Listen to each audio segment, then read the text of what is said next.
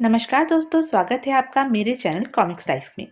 शुरू करते हैं अनिल मोहन जी द्वारा लिखा गया देवराज चौहान सीरीज का एक और मजेदार उपन्यास double plan part 9। Professor Jaishankar एक तेज व्याकुलता भरी आंखों वाला एक बेचैन सा आदमी था। उसका कद छोटा था, लेकिन स्वर बहुत नम्र और मधुर था। ऐसा लगता था कि सही हालत में वो एक प्रसन्न चित्त और हंसने हंसाने वाला आदमी रहता होगा। जैसा कि प्रोफेसर ने फोन पर कहा था, देवराज चौहान सुबह सवेरे ही उसके पास पहुंच गया था। सवेरे सवेरे भी देवराज चौहान ने उसे थका थका, चिंतित और परेशान सा पाया। और अभी प्रोफेसर को मालूम भी नहीं था कि देवराज चौहान उसकी परेशानियों और चिंताओं में बढ़ोतरी करने वाला है। देवराज चौहान उसके सिर पर ऐसी परेशानी का बम फोड़ने वाला था कि प्रोफेसर के चेहरे की झुर्रियां कुछ और गहरी हो जाती। मैं पहले ही काफी व्यस्त हूँ देवराज चौहान साहब, और आशा करता हूँ कि आप इसको फील नहीं करेंगे। कुछ समय से मैं ठीक से सो नहीं पाया हूँ। वैसे मुझे तुम्हारे फोन की अपेक्षा थी। जैसा कि तुम्हें मालूम है कि यहाँ और आसपास के दूसरे कई द्वीपों पर होने वाले असाधारण और असामान्य ज्वालामुखी विस्फोटों ने हमें काफी परेशान कर रखा है। ज्वालामुखी के छोटे छोटे मुख या मुहाने जहां तहां फटते और लावा उगलते आए हैं, और यह बात हमारे लिए बहुत चिंताजनक है। मुझे लगता है प्रोफेसर कि मैं आपकी इस चिंता और व्याकुलता को बढ़ाने यहाँ आया हूँ। देवराज चौहान ने ठंडी आह भरकर वो कागज प्रोफेसर की तरफ बढ़ा दिया, जिस पर उसके उन 8 नामों की नकल तैयार करके लिस्ट बनाई थी। अगर मैं नक्शा देखकर समझने में निरा अनाड़ी नहीं हूँ, तो ये सभी एक खास पोजीशन में स्थित ज्वालामुखियों के नाम हैं। प्रोफेसर ने बड़ी तेजी में वो लिस्ट पढ़ डाली और धीरे से बोला, हाँ चौहान साहब, तुम ठीक कहते हो। इनमें कुछ ज्वालामुखी लंबे समय से शांत पड़े हुए हैं, ठंडे पड़े हुए हैं। हमने उनमें से किसी पर भी टिल्ट मीटर नहीं लगा रखा है। इससे पहले कि आप मुझे यह बताएं प्रोफेसर कि यह टिल्ट मीटर क्या चीज होती है, आप मेरे एक दूसरे सवाल का जवाब दीजिए। कौन सा सवाल? अगर सभी ज्वालामुखी एक साथ या थोड़े थोड़े अंतराल में लाइन वाइज फट पड़े तो फिर क्या होगा? प्रोफेसर जयशंकर एक बार तो इस सवाल पर चौंक पड़ा था, फिर चिंतित स्वर में धीरे से बोला, आसपास के सारे द्वीपों की पूरी श्रृंखला गायब हो जाएगी, खास तौर से ज्वाला पर्वत द्वीप और ओकाओ जो यहाँ से निकटतम है, वो तो पूरी तरह से ही नष्ट हो जाएंगे। उसके बाद और कई छोटे छोटे निर्जन और आबादी वाले द्वीप भी हैं, जो उन विस्फोटों की लपेट में आकर समंदर में समा जाएंगे। ज्वालामुखी विस्फोटों की कार्य प्रणाली की जो जानकारी हमें है, वो बताती है कि उन विस्फोटों की और भी भयंकर प्रतिक्रियाएं हो सकती हैं। अब आप जरा इन विस्फोटों की कार्य प्रणाली और टिल्ट मीटर के बारे में मुझे विस्तार से समझा दें। देवराज चौहान ने थोड़ा आगे झुककर कहा, टिल्ट मीटर एक सतह नापने का मीटर होता है। वो समतल सिद्धांत पर काम करता है, बिल्कुल वैसे ही जैसे बढ़ई और राजमिस्त्री गुनिये का इस्तेमाल करते हैं। वो मीटर ज्वालामुखी के दहाने पर लगा दिया जाता है। वो मीटर काफी शक्तिशाली और संवेदनशील होते हैं और उस छोटे छिद्र या बड़े मुहाने में होने वाले विस्फोटों के पूर्वाभास रिकॉर्ड करते हैं, जिससे होने वाले विस्फोटों की जानकारी मिल जाती है। देवराज चौहान ने पूछा। राइट, प्रोफेसर बोला। एक सूत भर का टिल्ट, सूत भर का झुकाव यह प्रमाणित करता है कि ज्वालामुखी के भीतर धरती के गर्भ में विस्फोटक तत्वों का प्रभाव पड़ रहा है, जो धीरे धीरे सारी चट्टानों को गला गलाकर और लावे के रूप में बदलकर उगलने वाला है। जब दबाव अत्यधिक बढ़ जाता है, तो यह समझना चाहिए कि ज्वालामुखी फटकर लावा बाहर उगलने वाला ही है। मेरे ख्याल में आप इन 8 स्थानों पर टिल्ट मीटर लगाकर देखिए प्रोफेसर, देवराज चौहान ने कहा। प्रोफेसर के चेहरे पर अविश्वास और भय के जबरदस्त भाव उभर आए। कहीं तुम यह तो नहीं सोच रहे चौहान साहब कि बरसों से शांत पड़े इन ज्वालामुखियों में अब अचानक विस्फोट का खतरा पैदा हो गया है? उसने भयभीत स्वर में पूछा। मैं क्या क्या सोचता रहता हूँ, कभी कभी मुझे खुद इसका पता नहीं चलता प्रोफेसर। सुरक्षा के लिए सावधानी की मांग यही है कि इस समय आपको इससे ज्यादा कुछ नहीं बता सकता, और आपकी भलाई भी इसी में है कि आप इस बारे में ज्यादा न जानें। जब आपके यंत्र लग जाएंगे और हम उनका विश्लेषण करके स्थिति जान लेंगे। तब मैं शायद आपको इस बारे में ज्यादा कुछ बता सकूंगा। देवराज चौहान ने फोन का रिसीवर उठाया और डीएसपी हरीश का नंबर डायल किया। मैं इस समय प्रोफेसर जयशंकर के घर पर हूँ हरीश जी, वो जल्दी जल्दी बोला। और मुझे तुम्हारा यानी पुलिस का कोई हेलीकॉप्टर चाहिए। एक हेलीकॉप्टर भेज सकते हैं क्या? हरीश ने कुछ पूछताछ नहीं की। देवराज चौहान के स्वर की व्याकुलता ही शायद उसे सब कुछ समझा गई थी। हाँ, हेलीकॉप्टर आधे घंटे में वहां पहुंच जाएगा। खूब, धन्यवाद हरीश। बाकी की सफाई मैं बाद में दे दूंगा, देवराज चौहान ने कहा। जल्दी भेज दो। जैसा कि हरीश ने वादा किया था, हेलीकॉप्टर 25 मिनट में ही वहां पहुंच गया। देवराज चौहान ने प्रोफेसर जयशंकर और 8 टिल्ट मीटरों को हेलीकॉप्टर में डाला। प्रोफेसर ने अपने साथ एक बड़ा डिब्बा सीमेंट और एक बाल्टी पानी भी ले लिया था। पहले दहाने कोकाला पर पहुंचकर देवराज चौहान को पता चला कि सीमेंट और पानी क्यों साथ लिया गया था। प्रोफेसर जयशंकर ने सीमेंट और पानी मिक्स करके मसाला बनाया और उसे एक चट्टान पर फैलाकर बेस तैयार कर लिया। फिर वो टिल्ट मीटर उस बेस पर रख दिया। यही प्रक्रिया प्रोफेसर ने सारी ज्वालामुखियों पर दोहराई थी। वो सारे दहाने आसपास के द्वीपों पर ही स्थित थे। जब वो वापस पहुंचे तो अंधेरा फैलने लगा था। प्रोफेसर जयशंकर अब सुबह से भी ज्यादा चिंतित और व्याकुल लग रहा था। अब अगर सारे मीटरों में हमारी अपेक्षा अनुसार रीडिंग आती है तो जानते हो इसका मतलब क्या होगा? प्रोफेसर जयशंकर ने पूछा। नहीं, देवराज चौहान ने इनकार में सिर हिला दिया। तो इसका मतलब यह होगा कि हम एक प्रलय की आग पर बैठे हैं और हमें इस असीम प्रलय का सामना करना ही पड़ेगा। देवराज चौहान ने प्रोफेसर की चिंता से सहमत होते हुए कहा। मुझे भी यही डरावनी आशंका सता रही थी प्रोफेसर, कि हम वास्तव में कहीं प्रलय की आग का शिकार न हो जाएं। अब वो मीटर कब तक अपनी रीडिंग दे पाएंगे? कल तक हमें पता लग जाना चाहिए, प्रोफेसर जयशंकर बोला। पर उचित और सुरक्षित यह रहेगा कि हम परसों तक प्रतीक्षा कर लें। तब तक वो मीटर पूरी रीडिंग दे देंगे। क्या परसों तक इंतजार करना वास्तव में ही सुरक्षित होगा? देवराज चौहान ने सोचा। उचित तो शायद हो सकता है, पर सुरक्षित की कोई गारंटी नहीं दी जा सकती। सोचते सोचते देवराज चौहान की मुट्ठियां पिच गई। उस प्रलय का विचार ही इतना भयंकर और दहला देने वाला था कि अगर संपूर्ण द्वीप समूह ही उस प्रलय की आग में जलने वाला है तो फिर उसमें कोई क्या कर सकता है? वो सोच रहा था। एक ऐसी प्रलय आने वाली है जिसके बारे में किसी को भनक तक नहीं है। उसके बाद जाने क्या होगा।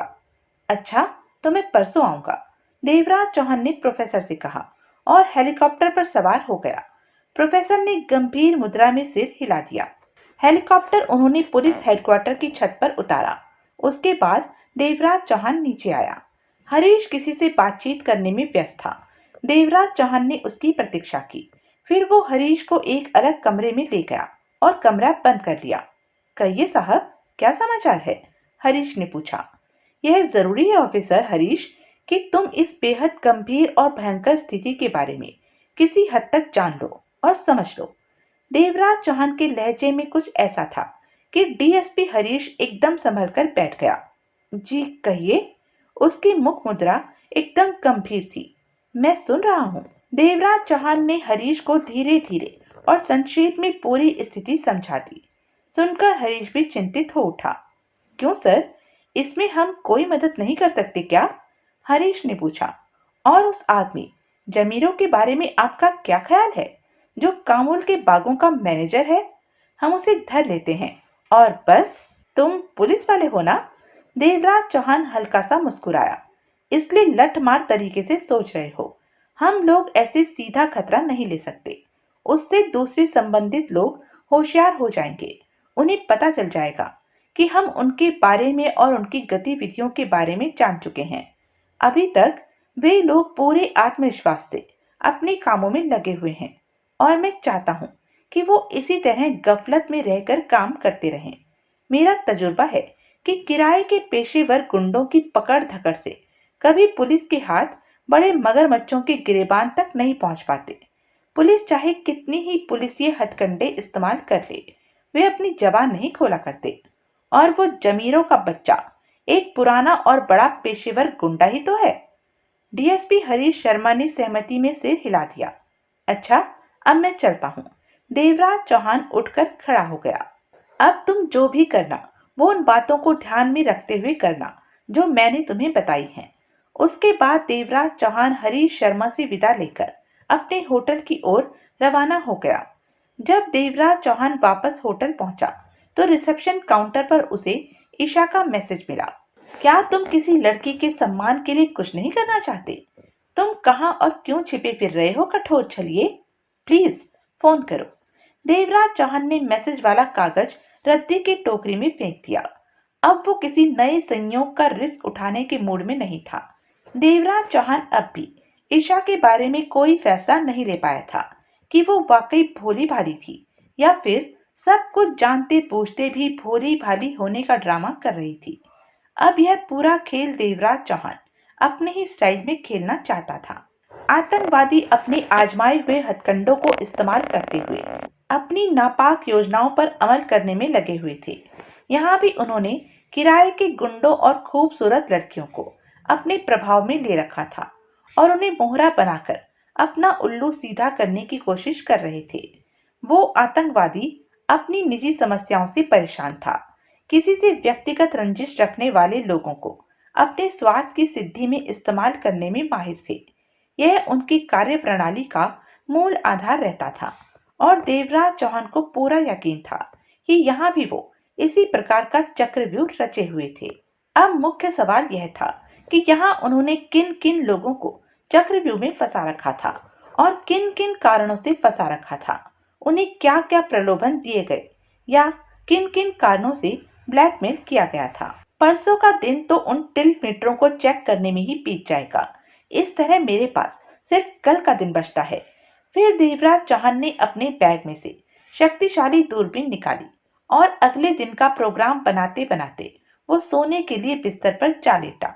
अगले दिन सुबह सवेरे ही देवराज चौहान ने एक कार किराए पर ली और पहाड़ों पर कामुल के फार्म की तरफ चल पड़ा।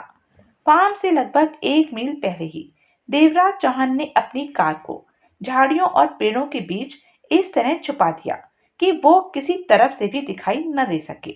जब देवराज चौहान कामुल की हवेली के पिछवाड़े स्थित टीले पर पहुंचा, तब पूरी तरह सुबह का उजाला चारों तरफ फैल चुका था।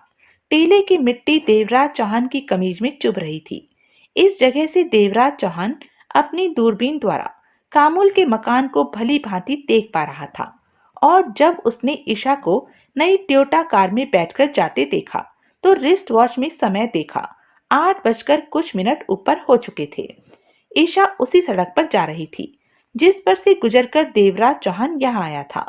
वो जरूर ज्वाला पर्वत शहर जा रही थी। देवराज चौहान के होठों पर मुस्कुराहट खेल गई। वो दावे के साथ कह सकता था कि ईशा उसके होटल जरूर जाएगी और लौटने पर देवराज चौहान को एक और मैसेज मिलेगा। उसके बाद देवराज चौहान ने कामुल को जीप पर सवार होकर फार्म की ओर जाते देखा। उसके चौड़े कंधे जीप की विंड स्क्रीन से ऊपर तक जा रहे थे। कई नौकर चाकर कुछ सामान वगैरह लेकर घर के अंदर और बाहर आते जाते रहे। कुछ देर बाद देवराज चौहान ने हवेली के पिछवाड़े वाली छोटी सी सड़क पर दूर से एक दूसरी जीप आती हुई देखी। फिर वो जीप हवेली के सामने आकर रुक गई।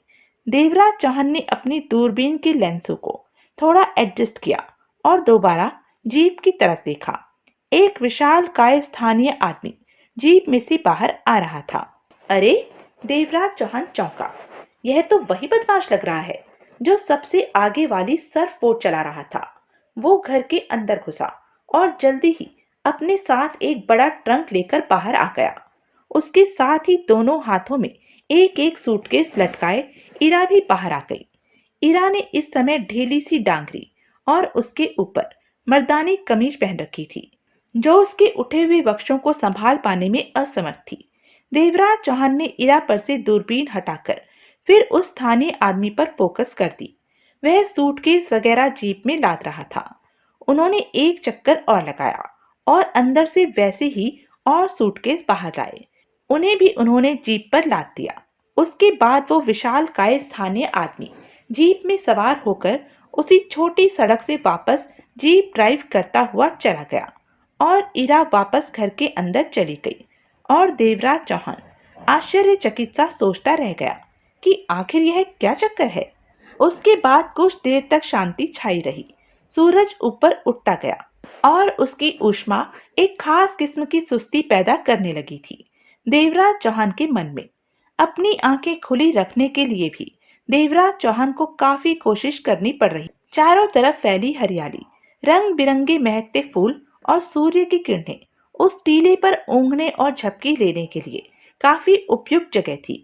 देवराज चौहान उस चट्टान के नुकीले पत्थरों का आभारी था जो उसे नीचे से चुप चुप कर सावधान रहने में मदद कर रहे थे। एक अकेले लंबे आदमी को हवेली की ओर बढ़ते देखकर तो देवराज चौहान की सुस्ती पूरी तरह उड़ गई। वो पूरी तरह सतर्क हो गया। उस आगंतुक ने सादी सी पतलून कमीज पहन रखी थी। देवराज चौहान खूब समझ रहा था कि वो कौन हो सकता है। देवराज चौहान ने फिर दूरबीन एडजस्ट की। उसका विचार सही निकला, वो जमीरो ही था। इरा घर से बाहर आई और दोनों वहीं खड़े बातें करने लगे।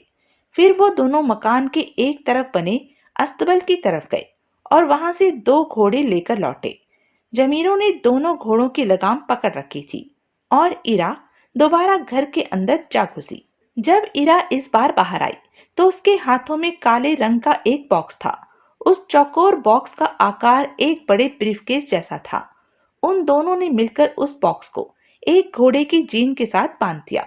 अभी ईरा और जमीरा घोड़ों पर सवार हो रहे थे कि देवराज चौहान अपने पीछे हल्की सी आहट सुनकर फुर्ती से पलटा।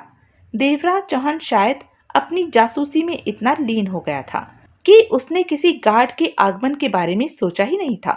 मुड़ते ही देवराज चौहान ने देखा कि एक तेज धार बोलू तलवार की नोक उसके गले के साथ छू रही थी। यह वो हथियार होता है जिससे पेड़ों पर से नारियल और अनानास काटे जाते हैं। मोटे लोहे का आगे से गहराई लेता हुआ यह हथियार काफी भारी होता है। देवराज चौहान ने पाया कि एक मोटा सा स्थानीय निवासी उस खांडे को थामे हुए था। वो नंगे पैर था, इसलिए देवराज चौहान को उसकी आहट नहीं सुनाई दी थी और वो देवराज चौहान के सिर पर पहुंच गया था। खड़े हो जाओ, उस आदमी ने डांट भरे स्वर में कहा। मैं तुम्हें ही कह रहा हूं।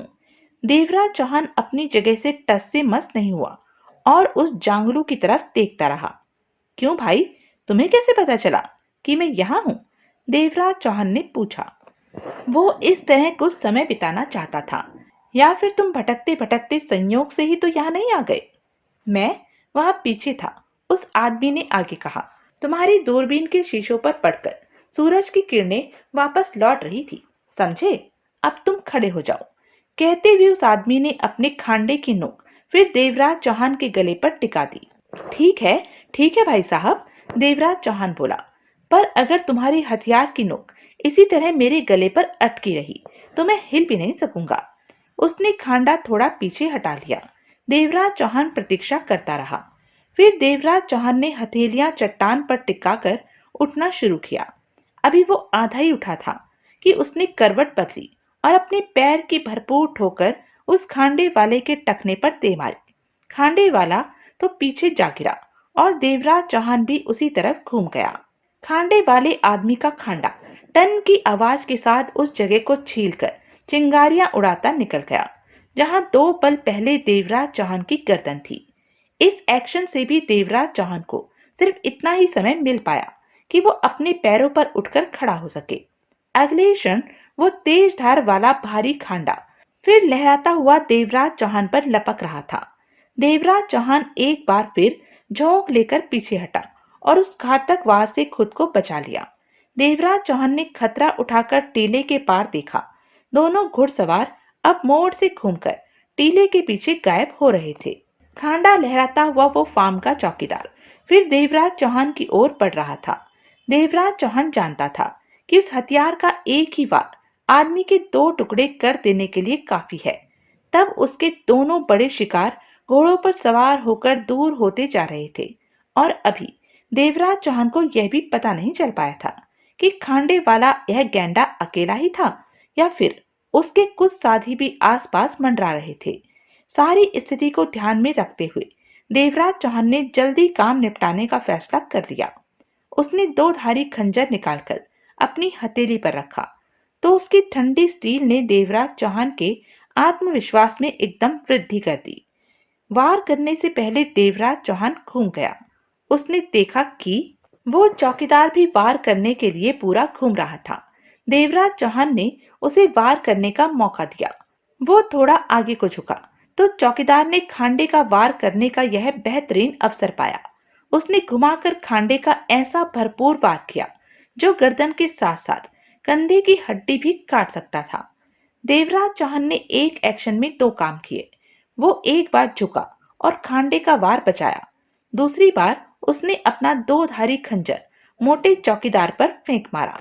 फासला बहुत कम था, इसलिए खंजर पूरी ताकत से चौकीदार की छाती में दस्ते तक जा घुसा था। उसकी आंखें आश्चर्य से फट सी गई थी। वो हाँफा, लड़खड़ाया। खांडा उसके हाथ से छूट गया और उसने अपना हाथ खंजर के दस्ते पर इस तरह रखा जैसे खंजर बाहर निकालने का इरादा हो, लेकिन उसकी बाह अकड़कर रह गई और वो तेजी से आगे की तरफ झुकता हुआ देवराज चौहान के पैरों में आकर गिरा। जिस आड़ी तिरछी पोजीशन में वो गिरा था वो मुर्दा होने का प्रतीक था।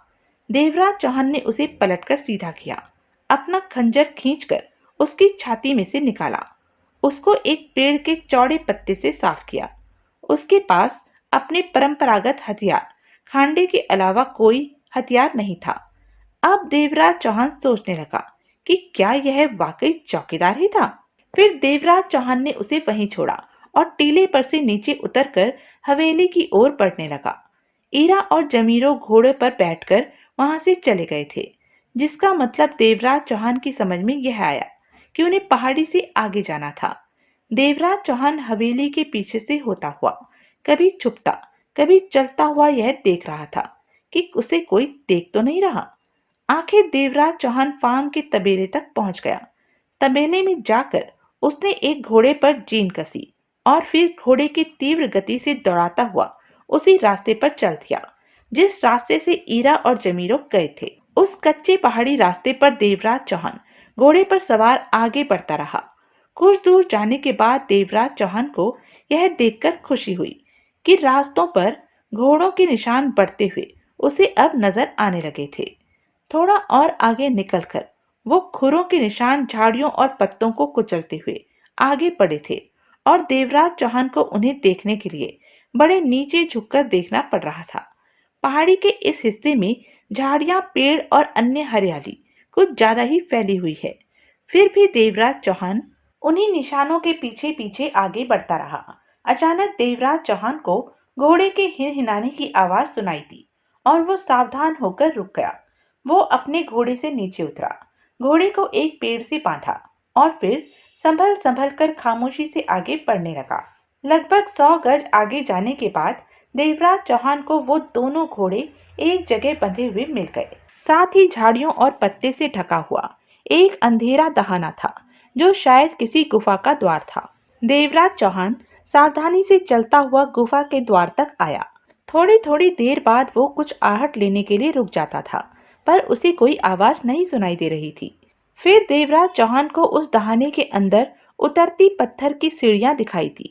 वो सीढ़ियां उस लंबी गुफा के नीचे उतर रही थी।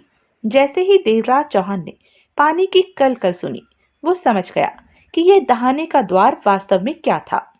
यह लावा उगलकर ठंडा हो चुके ज्वालामुखी का पुराना दहाना था, जिसे पिघले हुए भूमि के राख ने एक सुरंग का रूप दे दिया था। उसमें से होता हुआ झरने का पानी दूर पहाड़ी के नीचे तक जा रहा था। पहाड़ों में इस किस्म के पानी को कृषि के लिए प्रयोग किया जाता है।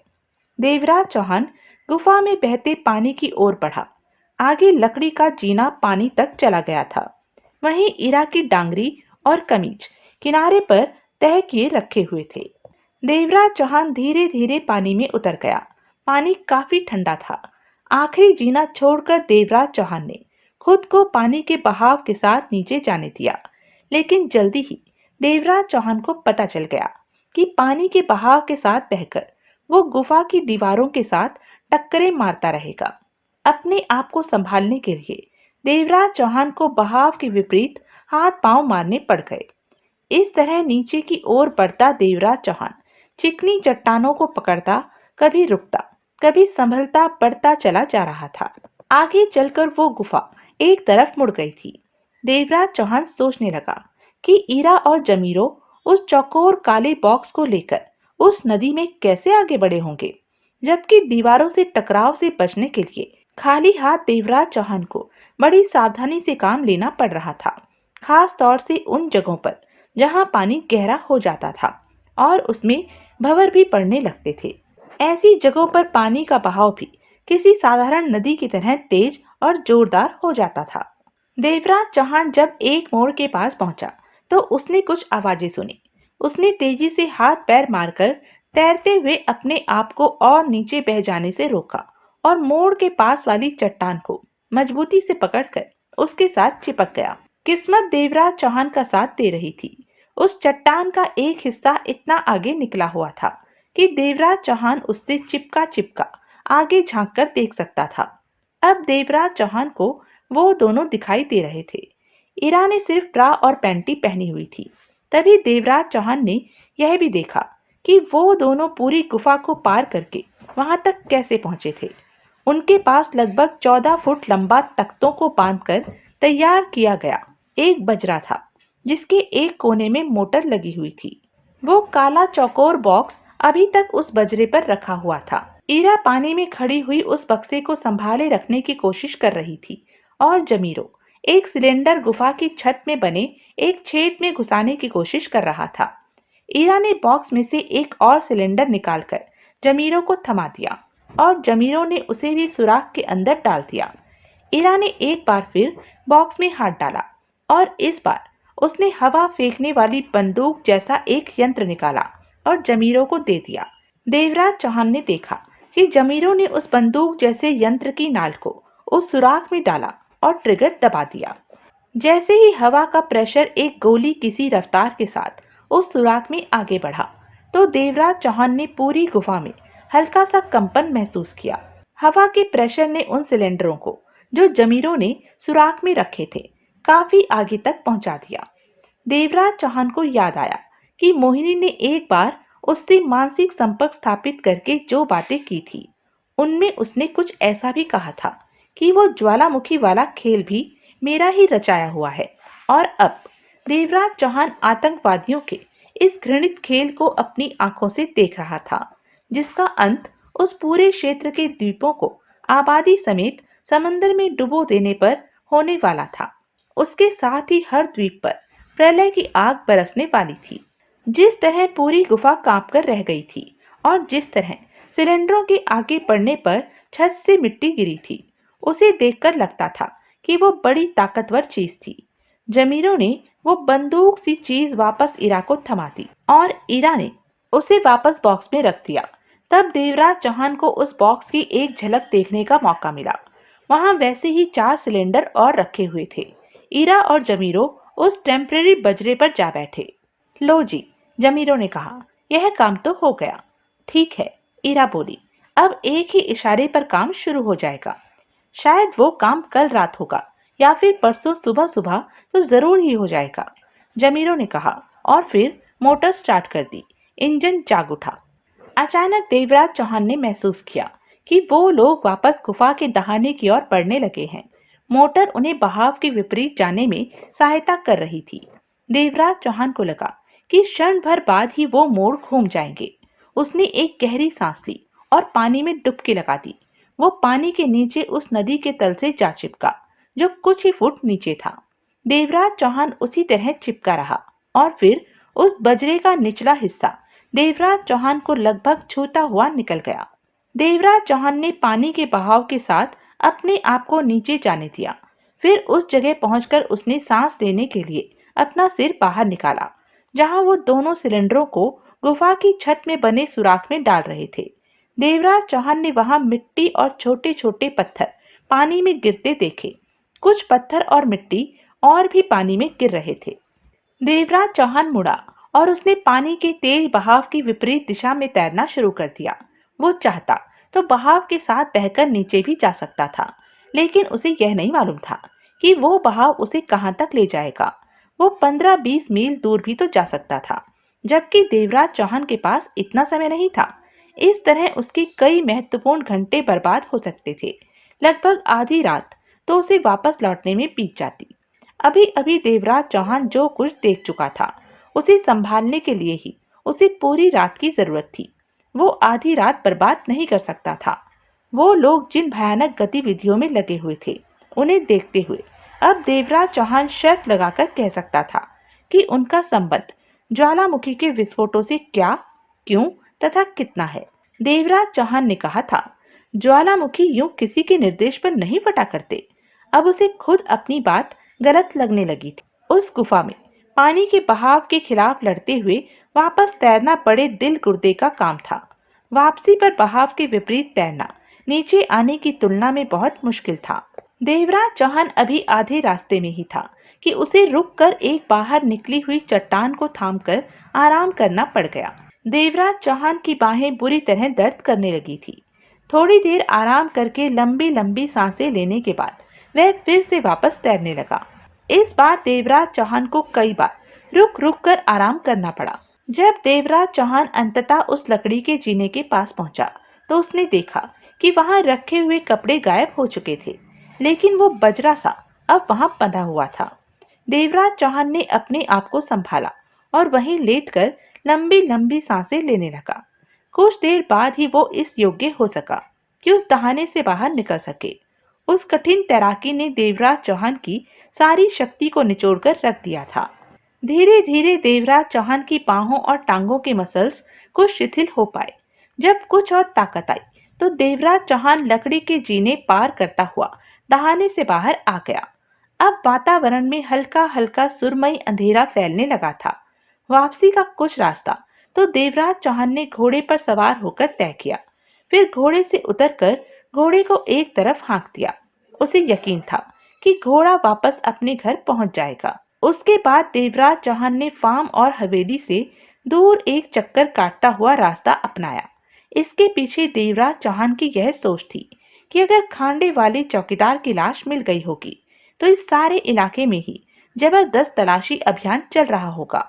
देवराज चौहान उस तरफ जा रहा था जहां उसने अपनी कार छुपा रखी थी। कार में सवार होकर वो अपने होटल की ओर रवाना हो गया। देवराज चौहान ने प्रोफेसर जयशंकर से अपनी आशंकाओं के बारे में बात की थी, पर अब वो जान गया था कि स्थिति उसकी आशंका से भी कहीं ज्यादा भयंकर और गंभीर थी। होटल पहुंचने पर जैसे कि देवराज चौहान को अपेक्षा थी, रिसेप्शन पर उसे ईशा का एक और मैसेज प्राप्त हो गया था। अगर तुम मुझसे किसी भी प्रकार का कैसा भी संबंध नहीं रखना चाहते, तो कम से कम यह बात खुलकर बता दो कि मैंने तुम्हारे प्रति कोई गलत बात तो नहीं कर दी है। आखिर बात क्या है? तुम्हारे जवाब की प्रतीक्षा करूंगी। देवराज चौहान ने वो कागज भी रद्दी की टोकरी में फेंक दिया जहां पहला मैसेज डाला था। वो यह खेल भी अपने तरीके से खेलना चाहता था। अगले दिन सवेरे देवराज चौहान प्रोफेसर जयशंकर की ऑब्जर्वेटरी पहुंच गया। प्रोफेसर जयशंकर अभी वहां आया भी नहीं था कि देवराज चौहान वहां जा पहुंचा था और हेलीकॉप्टर में बैठा प्रोफेसर की प्रतीक्षा कर रहा था। प्रोफेसर के आते ही वो दोनों हेलीकॉप्टर में सवार होकर 2 दिन पहले वाली उड़ान पर चल पड़े थे। जब वो पहले टिल्ट मीटर को चेक करने उतरे, तो देवराज चौहान ने देखा कि चिंता से प्रोफेसर जयशंकर का रंग फीका पड़ गया था। मैं विश्वास ही नहीं कर सकता, प्रोफेसर बुदबुदाया। मीटर की रीडिंग तो बता रही है कि धरती के भीतर से प्रचुर मात्रा में विस्फोट का दबाव है। इसका मतलब यह है कि किसी भी समय विस्फोट हो सकता है। पर आश्चर्य की बात तो यह है कि यह ज्वालामुखी वर्षों से ठंडा पड़ा था, बहुत वर्षों से, पता नहीं कब से। क्या ऐसे ज्वालामुखी के नीचे किसी प्रकार की हलचल नहीं रहती? देवराज चौहान ने पूछा। कुछ सीमा तक तो होती रहती है, प्रोफेसर जयशंकर ने सोचते हुए जवाब दिया। सागर तल और भू राख को विस्फोटक हालत तक पहुंचने के लिए बहुत तगड़े दबाव की जरूरत होती है, तभी वो मटेरियल धरती को फाड़कर बाहर आ पाता है। देवराज चौहान ने जवाब में कुछ नहीं कहा और वो अगले दहाने की ओर चल पड़े। टिल्ट मीटर के अनुसार उस दहाने के नीचे भी धरती के अंदर उतना ही खतरनाक विस्फोटक दबाव मौजूद था। प्रोफेसर जयशंकर के चेहरे पर अब आश्चर्य की बजाय स्तब्धता के भाव थे। और फिर 8वें दहाने तक पहुंचने के बाद तो प्रोफेसर एकदम हतप्रभ होकर संज्ञा शून्य सी स्थिति में पहुंच गया था। जब वो वापसी के लिए उड़ान भर रहे थे, वो प्रोफेसर का चेहरा बिल्कुल पीला पड़ गया था और वो खुद अपने आप से बातें करता हुआ बड़बड़ाता रहा था। आखिर प्रोफेसर बोल पड़ा, टिल्ट मीटरों की जो रीडिंग हम अभी अभी लेकर आए हैं, उससे तो पता चलता है कि वो पूरी ज्वालामुखी श्रृंखला ही भयानक रूप से फटने वाली है। प्रोफेसर की आवाज कांप रही थी। हमें अभी तुरंत अलर्ट सिग्नल भेज देना चाहिए। देवराज चौहान का चेहरा भी अति गंभीर था। और हमें जल्दी ही निकासी का काम भी शुरू करना होगा। पूरी आबादी को सुरक्षित जगहों पर ले जाना जरूरी है, पर हमें इस काम में ही कई दिन लग जाएंगे। हमें इस काम में हवाई जहाज इस्तेमाल करने पड़ेंगे। जितने हवाई जहाज और हेलीकॉप्टर मिले सब लगा दिए जाएंगे। ठहरो प्रोफेसर। जैसे ही हेलीकॉप्टर स्टैंड जमीन से लगा, देवराज चौहान ने प्रोफेसर को संभालते हुए कहा, अभी ये सब कुछ करने की जरूरत नहीं है। मुझे कुछ वक्त चाहिए। जितना वक्त भी मिल सके मैं उसका इस्तेमाल करना चाहता हूँ।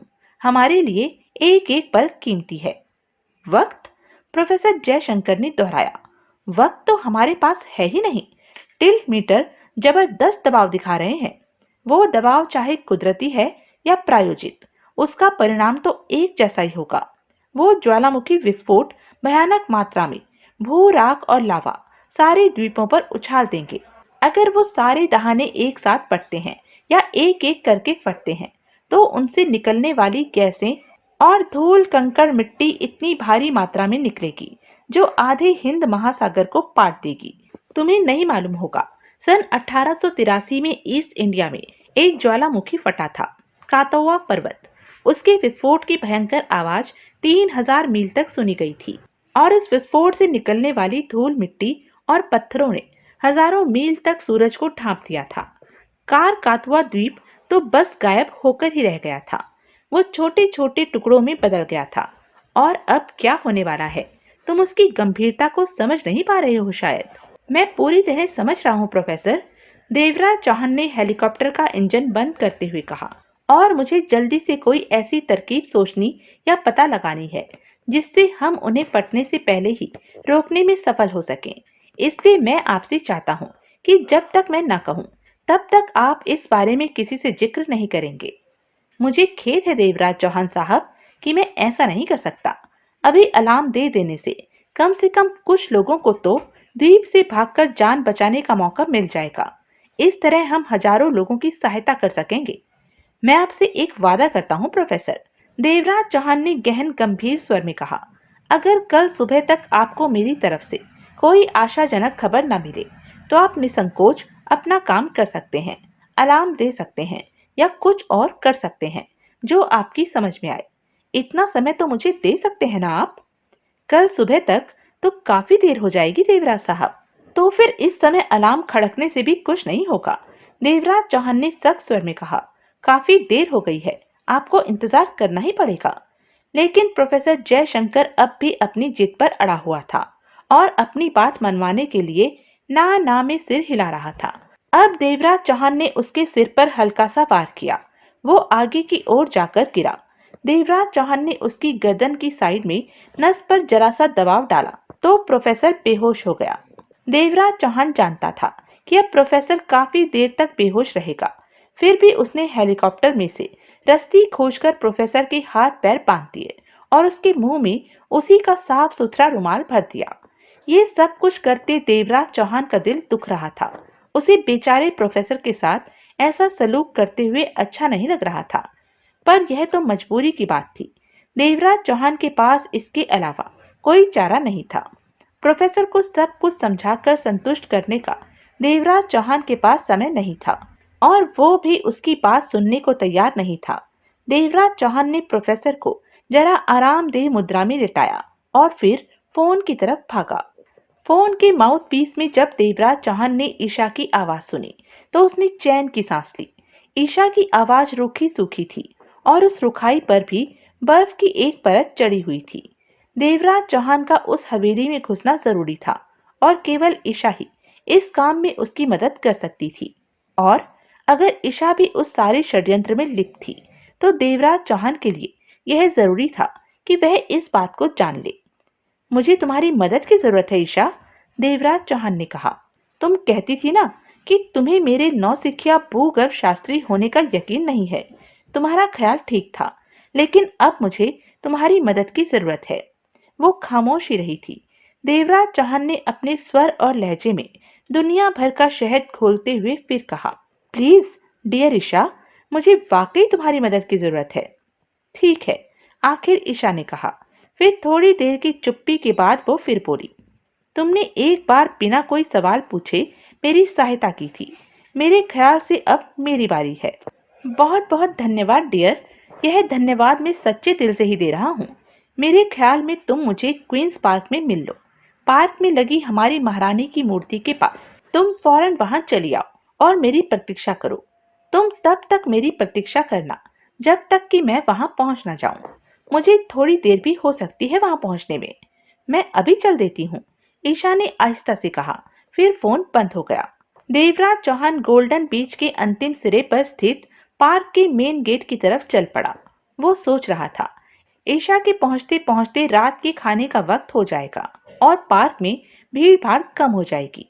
देवराज चौहान ने पार्क के सामने एक इमारत की आड़ में पोजीशन ले ली और प्रतीक्षा करने लगा। 1 घंटे बाद जब ईशा की कार पार्क में घुसी, तब भी देवराज चौहान अपनी जगह खड़ा देखता रहा कि उसके पीछे कौन आता है। लेकिन ईशा की कार के बाद वहां सिर्फ एक ही कार आई, जिसमें एक औरत और छोटे छोटे बच्चे थे। देवराज चौहान ईशा पर यकीन करना चाहता था, फिर भी सावधानी जरूरी थी। समय तेजी से बीता जा रहा था।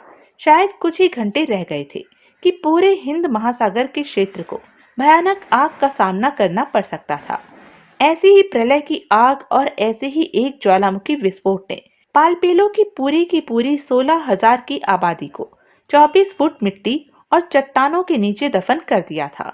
आसपास के क्षेत्रों के लोग भी जहरीली गैसों और जहरीली हवाओं से प्रभावित हो गए थे।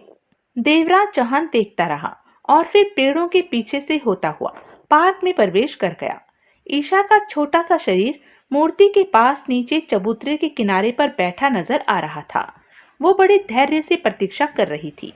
तभी ईशा उठ खड़ी हुई और इधर से उधर चहलकदमी करने लगी। देवराज चौहान थोड़ा आगे बढ़ा और अपनी किसी पूर्वज महारानी की मूर्ति का चक्कर लगाते एक एक पेड़ के पीछे सावधानी से देखते हुए चेक करता रहा। आखिर देवराज चौहान संतुष्ट हो गया। उसे कोई खतरे वाली बात नजर नहीं आई थी। उसने पार्क के अंदर जाने वाले गेट की ओर देखा। अभी कोई अंदर नहीं आ रहा था। देवराज चौहान अब भी बड़ी सावधानी के साथ ईशा की ओर बढ़ा। देवराज चौहान को यकीन हो चुका था कि वो अकेली ही आई है। देवराज चौहान ने ईशा को एक मौका दिया था। अगर वो चाहती तो किसी को भी अपने साथ ला सकती थी या कोई भी जाल बिछा सकती थी देवराज चौहान को फंसाने के लिए। पर ईशा ने ऐसा वैसा कुछ भी नहीं किया था और यह बात देवराज चौहान को बहुत अच्छी लगी थी। ईशा की खूबसूरत गहरी आंखें उठी और उसने चिंता तथा भय मिश्रित भावों के साथ देवराज चौहान की तरफ देखा। मैंने तो अब तुम्हारे आने की उम्मीद छोड़ दी थी। ओ देव, मैं बुरी तरह डर गई हूँ। जिस तरह तुमने फोन पर बात की थी, तुम्हारी आवाज में किसी अनहोनी की आशंका थी। अब बोलो, क्या बात है? क्या हो रहा है? देवराज चौहान ने ईशा को कंधों से थाम लिया और उसकी आंखों में झांकते हुए कहा, तुम्हें मुझ पर भरोसा करना पड़ेगा ईशा। मैं तुम्हें जो कुछ बताने जा रहा हूँ, तुम्हें उस पर यकीन करना होगा। देवराज चौहान दृढ़ मगर चिंताग्रस्त स्वर में बोला, कोई भयानक मुसीबत हमारे सिरों पर टूटने वाली है, जो हमारे सारे द्वीपों को नष्ट कर सकती है। उस सारे झमेले में ईरा भी पूरी तरह उलझी हुई है, बहुत गहरी उलझी हुई है। हो सकता है कि तुम्हारे पापा भी इस पूरे षड्यंत्र से अवगत हों और उन्हें ईरा के इसमें लिप्त होने का भी पता हो, पर मैं अभी इसके बारे में यकीन से कुछ नहीं कह सकता।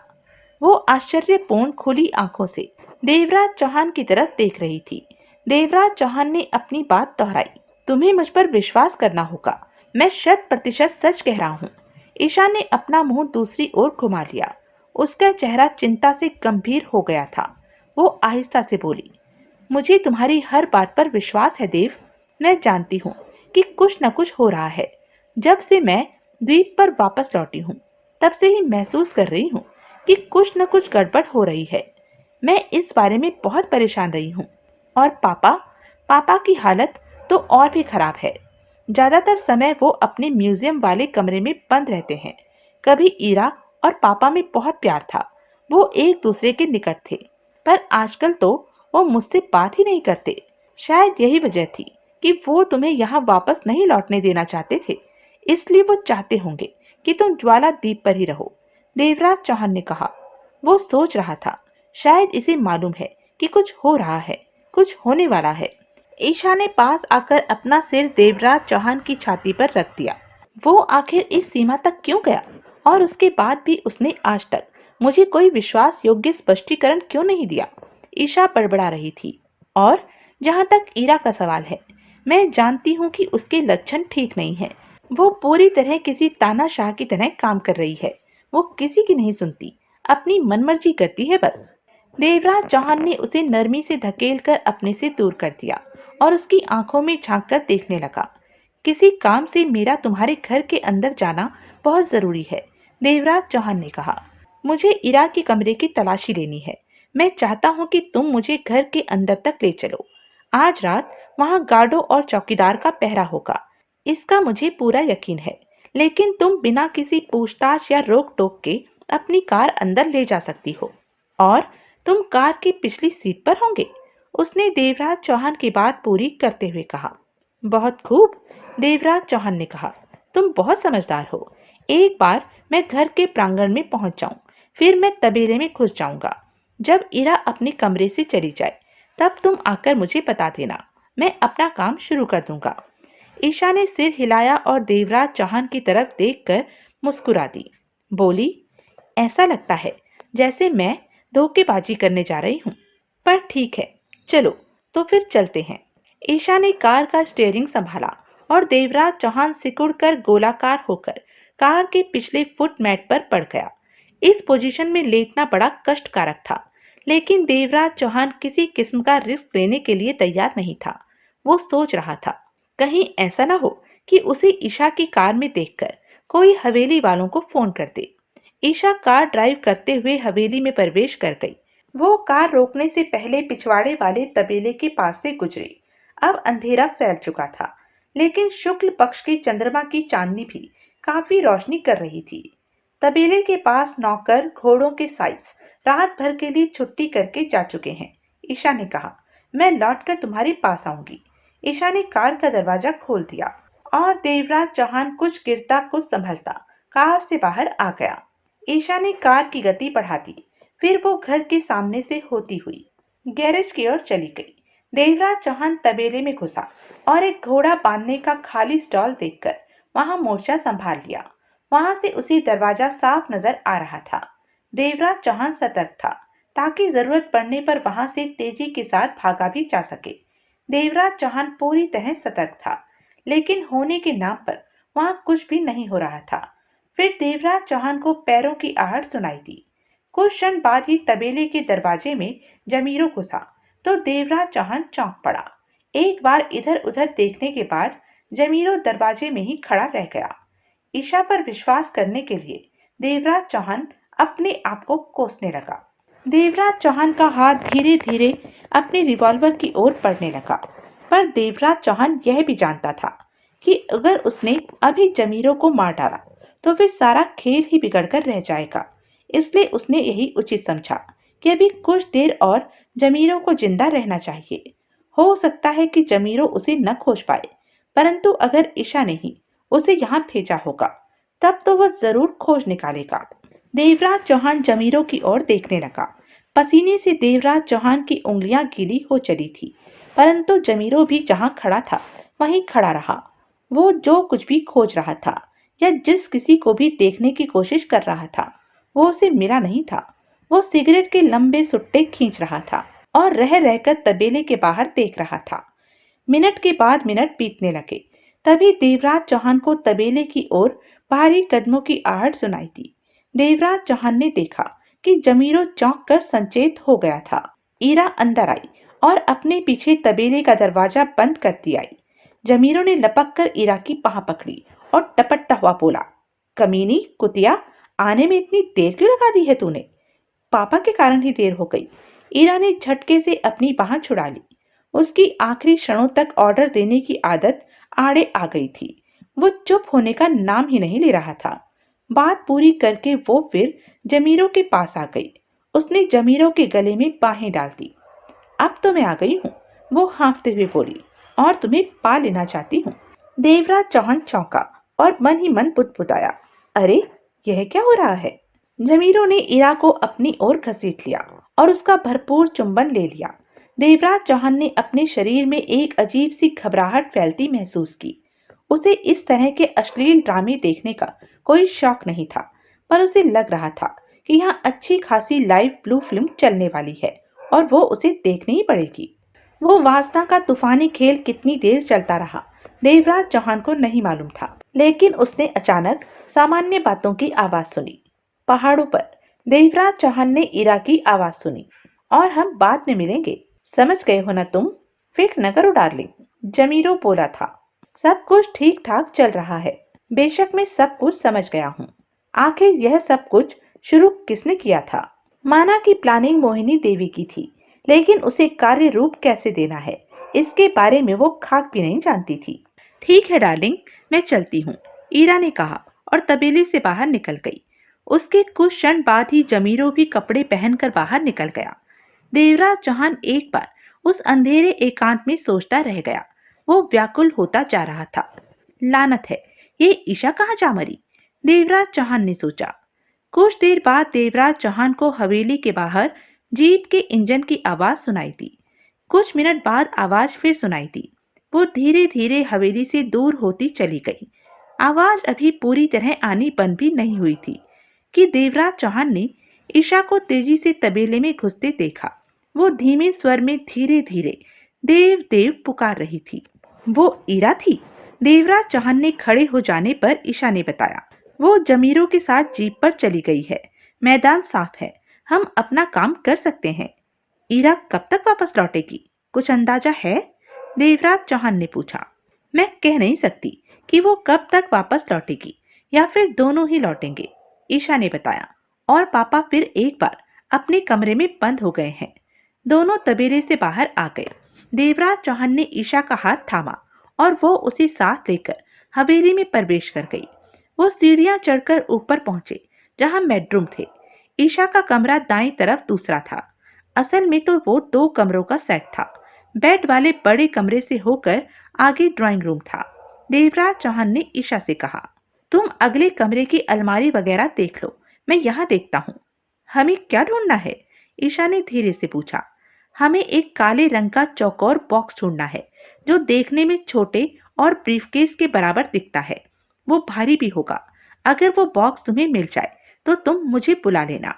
ईशा ड्राइंग रूम की तरफ बढ़ गई और देवराज चौहान बेडरूम की अलमारियों और रैकों वगैरह को देखने लगा। वहां कुछ भी नहीं था। देवराज चौहान को महसूस हुआ कि ईरा ने अपना सारा महत्वपूर्ण सामान सूटकेसों में भरकर कहीं और पहुंचा दिया था।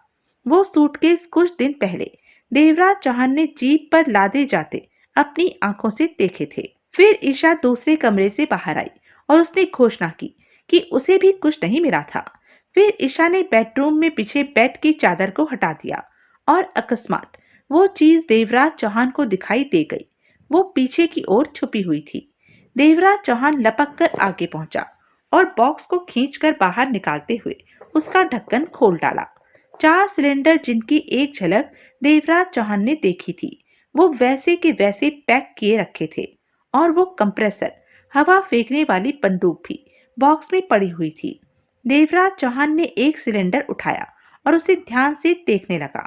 सिलेंडर में आगे एक नोजल सी लगी हुई थी। स्पष्ट था कि आगे की तरफ धकेले जाने से वो नोजल टूट जाती होगी और सिलेंडर में भारी गैस मुक्त होकर फैलने लगती होगी। यह क्या है देव? ईशा ने पूछा। देवराज चौहान को वो सिलेंडर तोड़ने या खोलकर देखने की जरूरत नहीं थी। वो सिलेंडर देखकर ही सारा खेल समझ गया था। देवराज चौहान ने ईशा को बताया, जब हम फार्मों के पीछे वाली पहाड़ी पर ज्वालामुखी की शान दहाने के अंदर थे तो विस्फोट हुआ था और हम बड़ी मुश्किल से जान बचाकर गिरते पड़ते भागे थे। याद है तुम्हें? ईशा ने हाँ में सिर हिला दिया और देवराज चौहान के फिर बोलने की मुंह फाड़कर प्रतीक्षा करने लगी।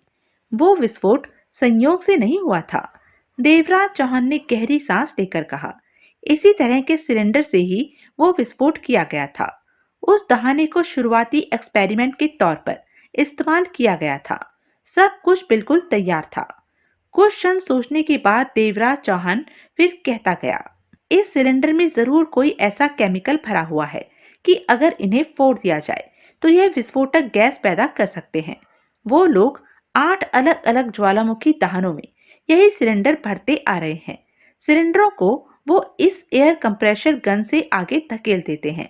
अब मैं दावे से कह सकता हूँ कि कल की संपूर्ण बड़ी तैयारी के लिए वे लोग काफी समय से काम कर रहे होंगे। बिल्कुल सही फरमाया आपने। देवराज चौहान ने एक आवाज सुनी और वो तेजी से घूम गया। ईरा के साथ जमीरों दरवाजे में खड़ा हुआ था। उसके साथ 3 मोटे तगड़े स्थानीय निवासी भी थे। उनमें से एक को देवराज चौहान ने पहचान लिया। यह एक सर्फ बोट वाला था। जमीरों ने देवराज चौहान को अपनी पिस्टल के निशाने पर ले रखा था। वैसे ईरा के हाथ में भी खूबसूरत सी पिस्टल थी, ताकि अगर जमीरों का निशाना चूक जाए तो वो अपनी गन इस्तेमाल कर सके। इसकी तलाशी लो, जमीरों ने फुफकारते हुए कहा, और उन 3 लोकल आदमियों में से एक ने देवराज चौहान का रिवॉल्वर टटोल कर छीन लिया। लेकिन देवराज चौहान की कलाई के साथ चिपके पतले 2 धारी खंजर की तरफ उसका ध्यान नहीं गया था। खड़े हो जाओ, जमीरों ने आदेश दिया। देवराज चौहान ईशा को लिए उठ खड़ा हुआ, क्योंकि ईशा ने उसकी बांह थाम रखी थी। तुम्हारे अनुमान वास्तव में ठीक होते हैं राजदेव। जिस तरह तुमने मोहिनी जी के शिप सागर सम्राट को तबाह करने में अहम किरदार अदा किया था, उसे याद करके हमारा खून अब भी खौलने लगता है। हमारे दर्जनों आदमी तुम्हारी वजह से मारे गए हैं। जमीरों ने दांत पीसकर कहा। तो अब क्या प्रोग्राम है? देवराज चौहान मुस्कुराया। पुरानी बातें याद करके रोना छोड़ो और आज की बात करो, वरना तुम बांग्लादेश को याद करके भी रोने लगोगे। जमीरों ने गहरी सांस लेकर खूनी निगाहों से देवराज चौहान को घूरा, फिर शांत स्वर में बोला, तो सुनो, तुम्हारे अनुमान के अनुसार हमें तुमसे और महाराज प्रताप शाह से बदला लेने के लिए काफी समय तक मेहनत करनी पड़ी है। हमें बार बार ज्वालामुखियों के दहनों में सिलेंडर ठूसने पड़े हैं, तब कहीं जाकर उनमें इतनी धमाका खेज गैसें इकट्ठी हो पाई हैं कि वो चट्टानों को फाड़कर लावा समेत बाहर आ सके। कुछ ज्वालामुखियों में यह काम ज्यादा मुश्किल नहीं था। उनमें ही कुदरती गैसें पहले से मौजूद थी और उनको और ज्यादा तीखा और ताकतवर बनाने के लिए हमें बहुत थोड़ा काम करना पड़ा था। लेकिन दूसरे कुछ ज्वालामुखी जो काफी समय से शांत और ठंडे पड़े हुए थे, उन्हें तैयार करने में हमें बहुत मेहनत करनी पड़ी है। हमें जमीन के अंदर के नमूने वगैरह लेने पड़े हैं। अब हर ज्वालामुखी फटने को और अपनी सारी गर्मी उगलने को बिल्कुल तैयार है। ईशा एक टक ईरा को घूरे जा रही थी। ईरा धीरे धीरे चलती हुई ईशा के पास आई और उसने एक झन्नाटेदार थप्पड़ ईशा के गाल पर चढ़ दिया। ईशा का पूरा चेहरा घूम गया और वो देवराज चौहान के कंधे के सहारे गिर पड़ी। हमारे साथ गद्दारी करने का इनाम है यह। ईरा किसी जहरीली नागिन की तरह फुंकारी थी। ईरा की हर समय वासना युक्त रहने वाली आंखों में इस समय देवराज चौहान को अपार घृणा नजर आ रही थी। हमने उस लावे वाली गुफा के बाहर तुम्हारा घोड़ा देख लिया था, ईरा ने दांत पीसे, और तभी हमें पता चल गया था कि कोई हमारा पीछा करते हुए वहां तक पहुंच गया है। हमें यह भी यकीन हो गया था कि वो तुम्हारे सिवा कोई नहीं हो सकता। यह उसने देवराज चौहान से कहा था। फिर हम प्रतीक्षा करने लगे थे। हमें विश्वास था कि तुम इस छोटी कुतिया से मिलने जरूर आओगे। हाँ, देवराज चौहान ने गहरी सांस लेकर कहा, मैं ही तुम्हें ठीक से समझ नहीं पाया। शायद मैं अंतर्मन से तुम्हें समझना ही नहीं चाहता था। हम इन्हें पीली वाली पहाड़ी की चोटी वाली गुफा तक ले जाएंगे, ईरा ने जमीरों की ओर मुड़ते हुए कहा। वहां पहुंचकर ही हमें फैसला करना है कि इनका क्या करना है। जैसे वो उन्हें हाँकते हुए जीप की ओर लेकर चले, देवराज चौहान ने ईशा का आत्मविश्वास बनाए रखने के लिए और आश्वस्त करने के लिए उसका हाथ दबा दिया।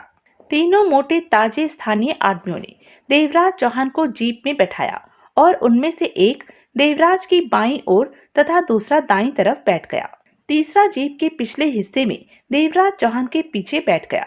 ईशा ने अपनी पिस्टल जमीरों को थमा दी और उसने पिस्टल की नाल ईशा की पसलियों पर टिका दी। इस तरह जीप में सवार वो सभी चढ़ाई की ओर चल दिए। कई मोड़ काटने के बाद आगे की सड़क जर्जर होने लगी थी।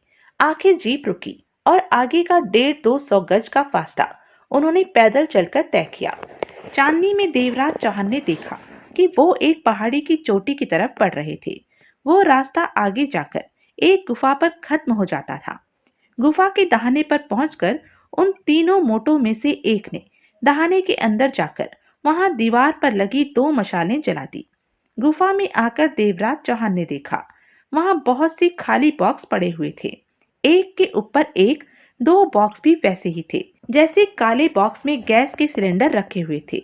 देवराज चौहान जाल में फंसकर एक कैदी बनकर रह गया था। यहाँ से कैसे मुक्त होकर निकला जाए, यह न सोचकर देवराज चौहान यह सोच रहा था कि मुक्त होने के बाद उसे क्या करना चाहिए और कैसे। प्रोफेसर जयशंकर के कहे हुए शब्द देवराज चौहान के कानों में गूंजने लगे। उसने कहा था, ज्वालामुखी विस्फोट उन गैसों के कारण होते हैं जो अंदर ही अंदर संपूर्ण पदार्थों को गलाकर लावा के रूप में दहाने तक लाती है। फिर लावा विस्फोट के साथ बाहर बहने लगता है।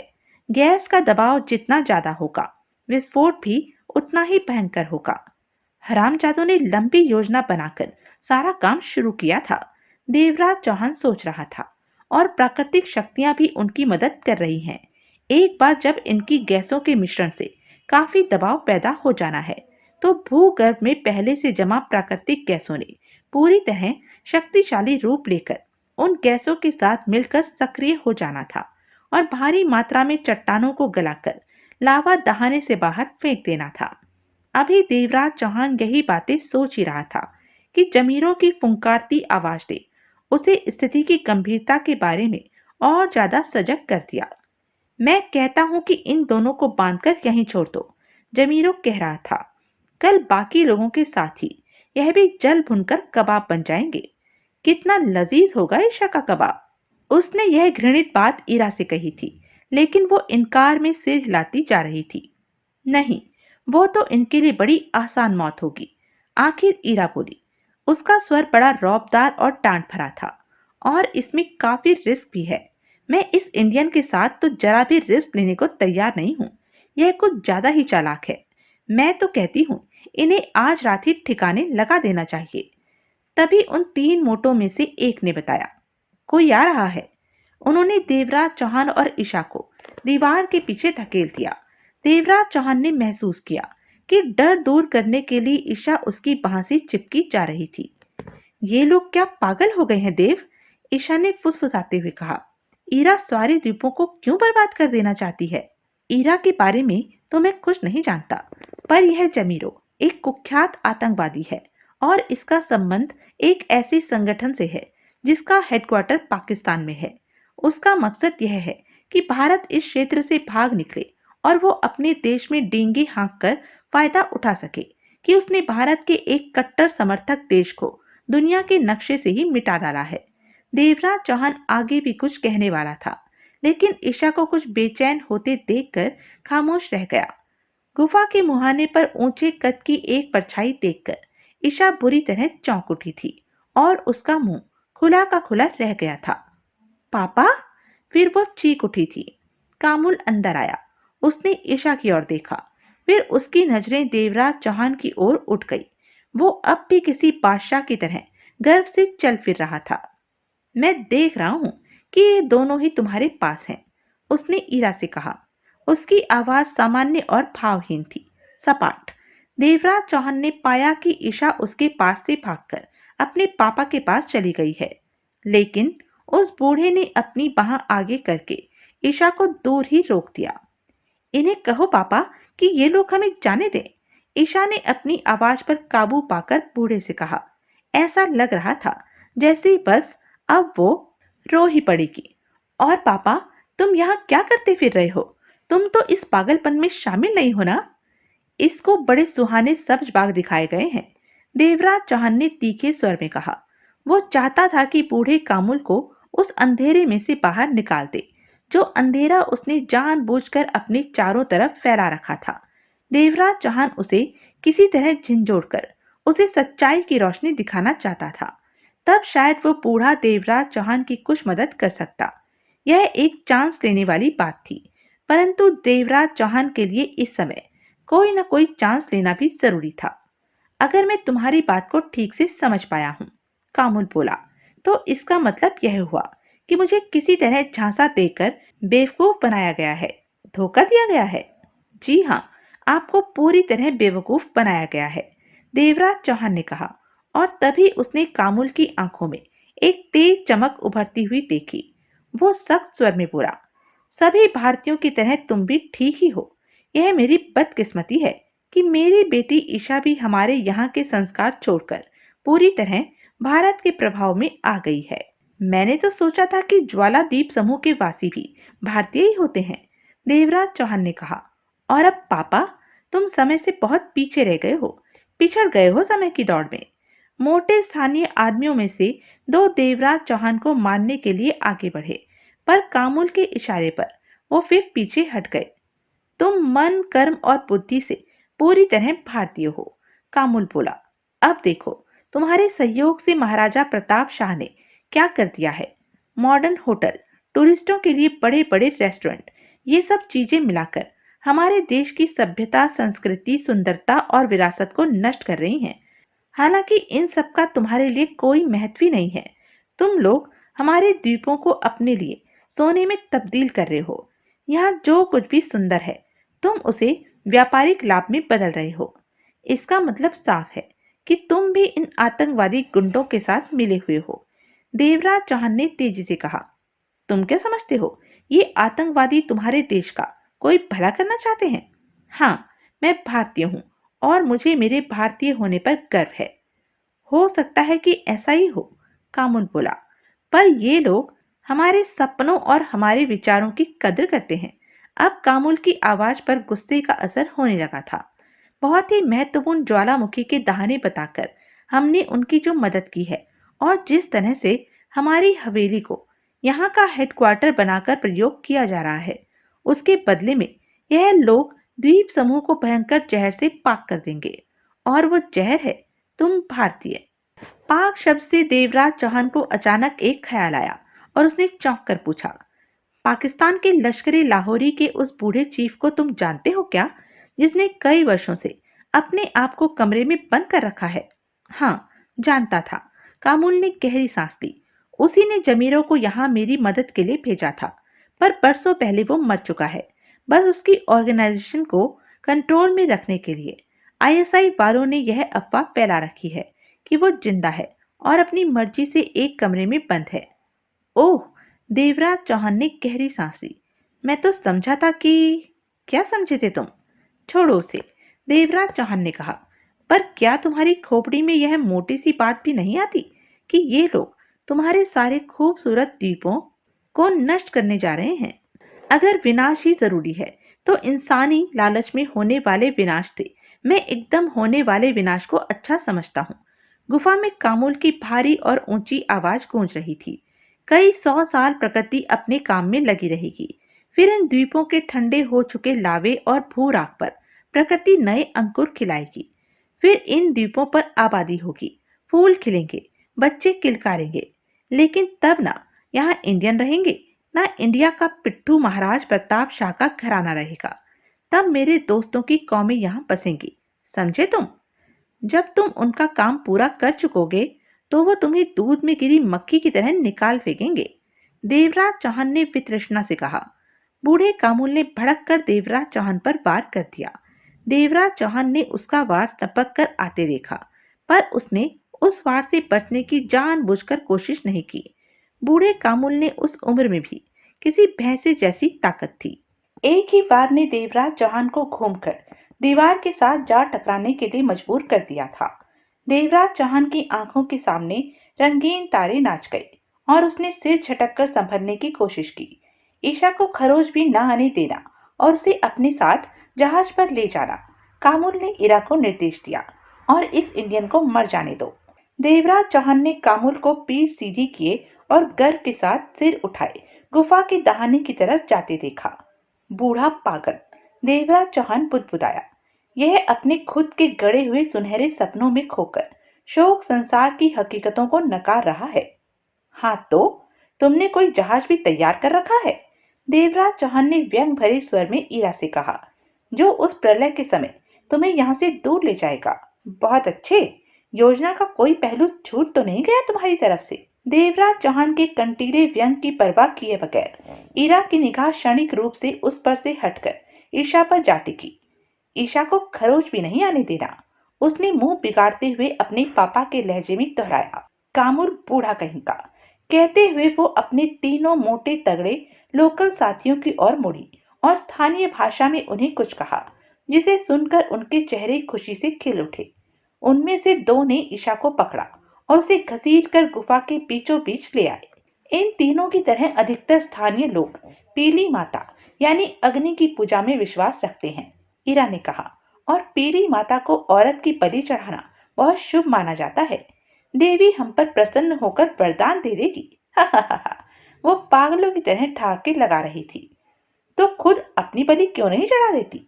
देवराज चौहान मुस्कुराया। ईरा उसकी टिप्पणी पर कोई ध्यान न देकर बोली, देवी को बलि चढ़ाने से पहले बलि को तड़पा तड़पा कर कष्ट देना भी एक परंपरा है। उसका स्वर किसी जहरीली नागिन की तरह फुंकार रहा था और वो जहर उगल रही थी। उसने घूर कर देवराज चौहान को देखा, फिर मुंह सिकोड़कर कहने लगी, मुझे यकीन है कि तुम्हारे लिए भी यह प्रोग्राम मजेदार रहेगा। कई बार यातना से भी आनंद मिलता है। हाँ, सिर्फ कुछ विकृत मानसिकता वाले लोगों को, देवराज चौहान ने व्यंग से कहा, जैसे कि तुम खुद हो। एक क्षण के लिए देवराज चौहान को ऐसा लगा जैसे वो जंगली बिल्ली की तरह उस पर झपट पड़ेगी, लेकिन जल्दी ही ईरा ने खुद पर काबू पा लिया। उसने उन तीनों आदमियों को इशारा किया और उन्होंने ईशा के कपड़े नोचने शुरू कर दिए और वो तीनों तब तक ईशा के कपड़े नोच नोच कर फाड़ते रहे जब तक कि वो बिल्कुल नग्न नहीं हो गई। रात की सर्दी में ईशा का सुंदर स्वस्थ शरीर कांपने लगा था।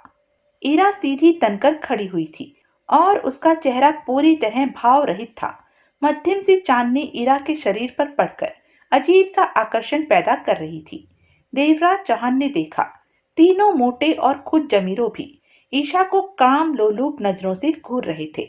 ईरा ईशा के चारों तरफ घूम घूम कर इस तरह पारखी नजरों से उसे देख रही थी, जैसे कोई कसाई किसी बकरी को काटने से पहले अंदाजा लगा रहा हो कि उसके शरीर में कितना मांस है।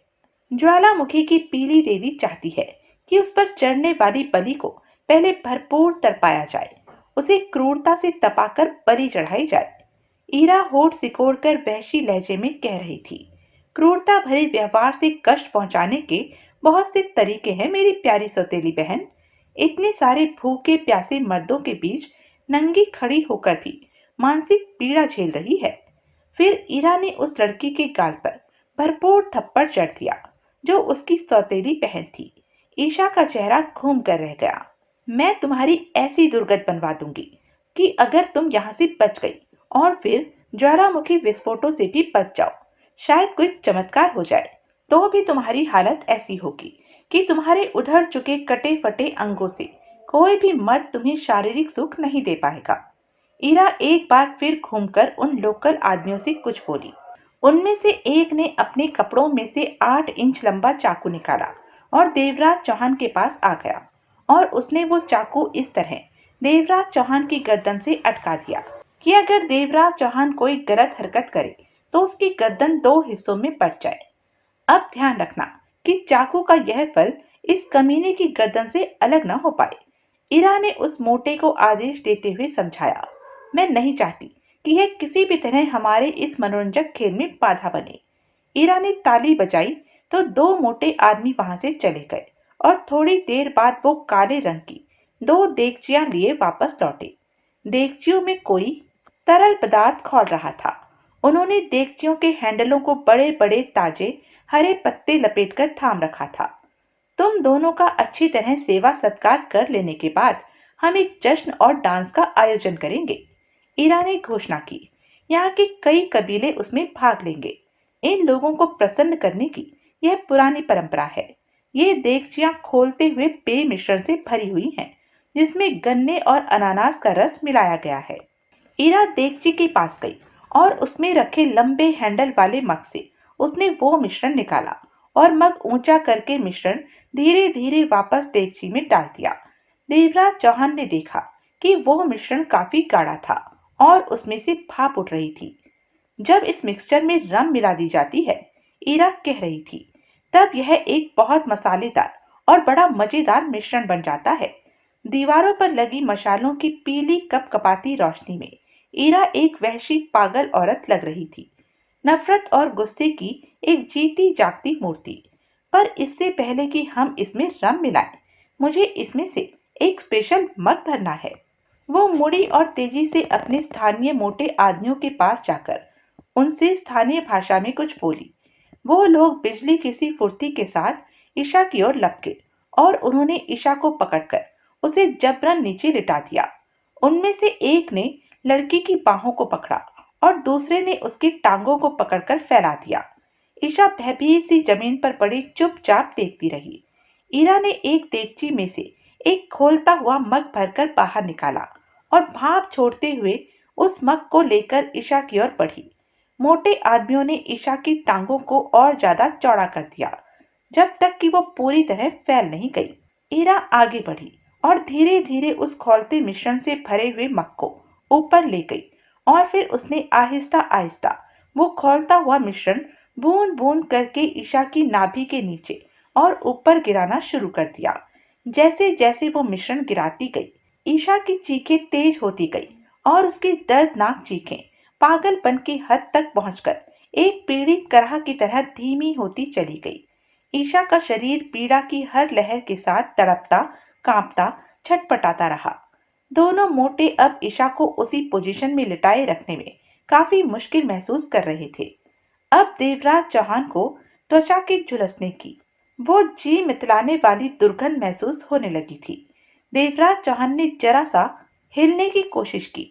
चाकू की धार ने उसके गले पर खून की एक लकीर उजागर कर दी। देवराज चौहान के पेट में गुस्से का एक गुब्बार सा जमा होता जा रहा था। जमीरो एक तरफ खड़ा था, उसके हाथ में अब भी रिवॉल्वर थी। देवराज चौहान की मुट्ठियां भिजी हुई थी और दिल तथा दिमाग कुछ कर गुजरने को मचल रहे थे। तुम किसी भी मर्द को खुशी और आनंद नहीं दे पाओगी, ईरा अपनी नजरों में पड़ी उस तड़पती हुई लड़की से बुलंद आवाज में कह रही थी, जो सौतेली ही सही उसकी बहन ही थी। उसने मोटे बदमाशों को आदेश दिया और उन्होंने ईशा की बाहें और टांगे छोड़ दी। बेचारी ईशा थम से पथरीली जमीन पर गिरी। देवराज चौहान ने देखा, ईशा बेहोश हो चुकी थी। ईरा के आदेश पर एक मोटे ने ईशा को उठाकर बड़ी बेदर्दी से अपने कंधे पर लाद लिया, जैसे कोई मिट्टी की बोरी उठा ली गई हो। वो ईशा को उसी तरह उठाए गुफा से बाहर चला गया। वो अब उसे हमारी ओर से पीली माता पर बलि चढ़ाने ले जा रहा है, ईरा ने देवराज चौहान को बताया। फिर वो देवराज चौहान की तरफ बढ़ी और मशालों की रहस्यमय सी रोशनी में देवराज चौहान ने एक अति सुंदर और डरावनी पागल औरत को देखा। कितनी मोहक पर कितनी भयंकर, खतरनाक पागल, जैसे किसी जंगली कबीले की चुड़ैल जादूगरनी हो। वहशी, खूंखार, घृणित अस्तित्व। तुमने क्या इसके लिए कोई खास योजना बना रखी है? जमीरों ने देवराज चौहान की तरफ इशारा करते हुए ईरा से पूछा। मोटे स्थानीय ने अब भी खंजर की धार देवराज चौहान के गले पर टिका रखी थी, परंतु ईरा ने इशारा किया तो मोटे ने खंजर देवराज चौहान की गर्दन पर से हटा लिया। जिन बॉक्सों में हम सिलेंडर लेकर आए थे, उनकी रस्सियां हमारे पास रखी हैं, ईरा ने कहा। पहले इसकी दोनों कलाइयां मिलाकर बांध दो। दूसरे दोनों मोटों ने देवराज चौहान के दोनों हाथ उसके सामने कर कलाइयों पर से बांध दिए। अब लंबी रस्सी को और उसकी दोनों बाहों के नीचे से छाती पर बांधकर उसमें गांठ लगा देंगे। जैसे ही वो लंबी रस्सी बांधने लगे, ईरा ने जमीरों से कहा, इस लंबी रस्सी द्वारा हम इसे ढलान वाली चट्टान के साथ लटका देंगे।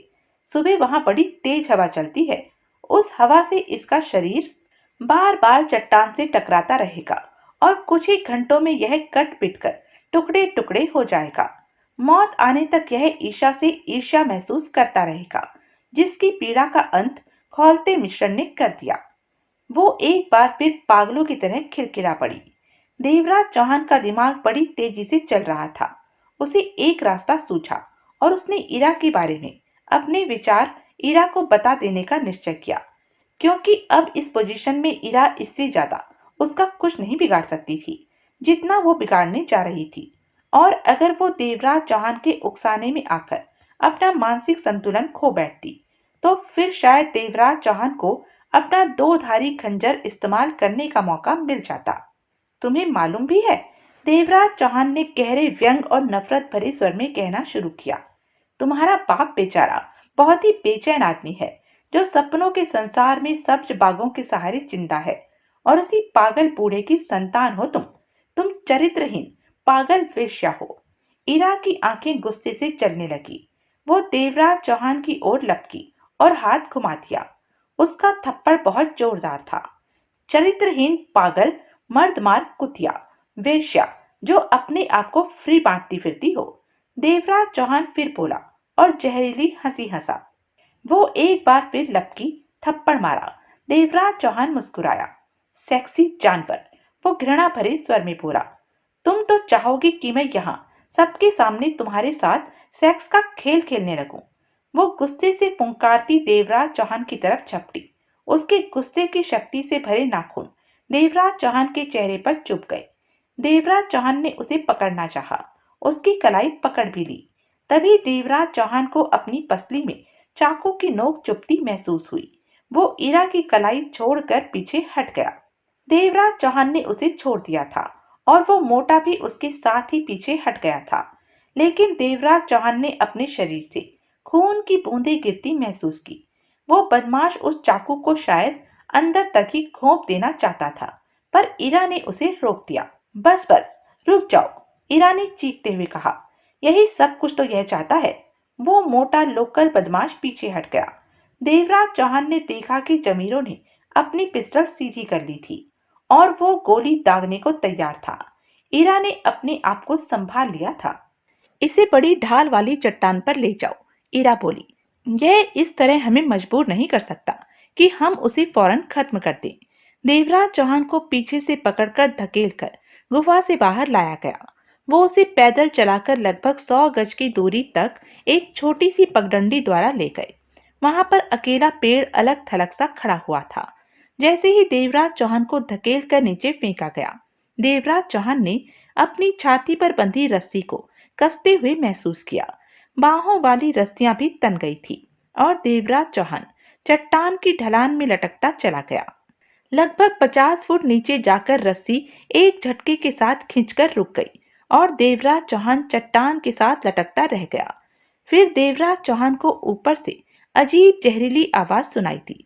उसके शब्द तो देवराज चौहान की समझ में नहीं आए थे, लेकिन उसकी व्यंग भरी खिलखिलाती हंसी, फिर उनकी सारी आवाजें धीरे धीरे दूर जाकर लुप्त होती गई और देवराज चौहान रस्सी के सहारे लटकता रह गया।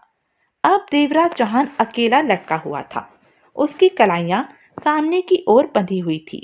वातावरण में अब भी अंधेरा था, लेकिन चांदनी में चट्टान की रूपरेखा देख पाने के लिए काफी थी।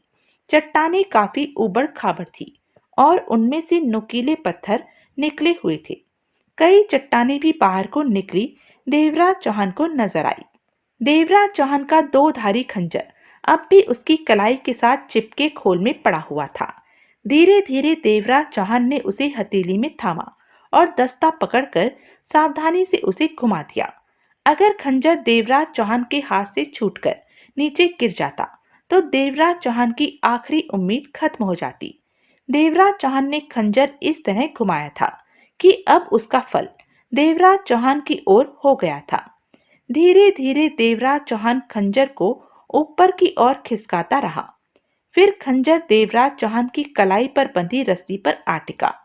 देवराज चौहान खंजर को रस्सी पर टिकाकर दबाने लगा और धीरे धीरे आगे पीछे रगड़ने लगा। यह काम बड़ी सावधानी का था। खंजर की वापसी पर देवराज चौहान अपने हाथों की भी पूरी ताकत और दबाव प्रयोग नहीं कर पा रहा था। वो सिर्फ उंगलियों को ही इधर उधर चलाकर रगड़ने और खंजर को चलाने की कोशिश कर रहा था। उससे उसकी उंगलियां अकड़ जाती थी और उसे 5-7 मिनट बाद ही उंगलियां सीधी करने के लिए रुकना पड़ जाता था।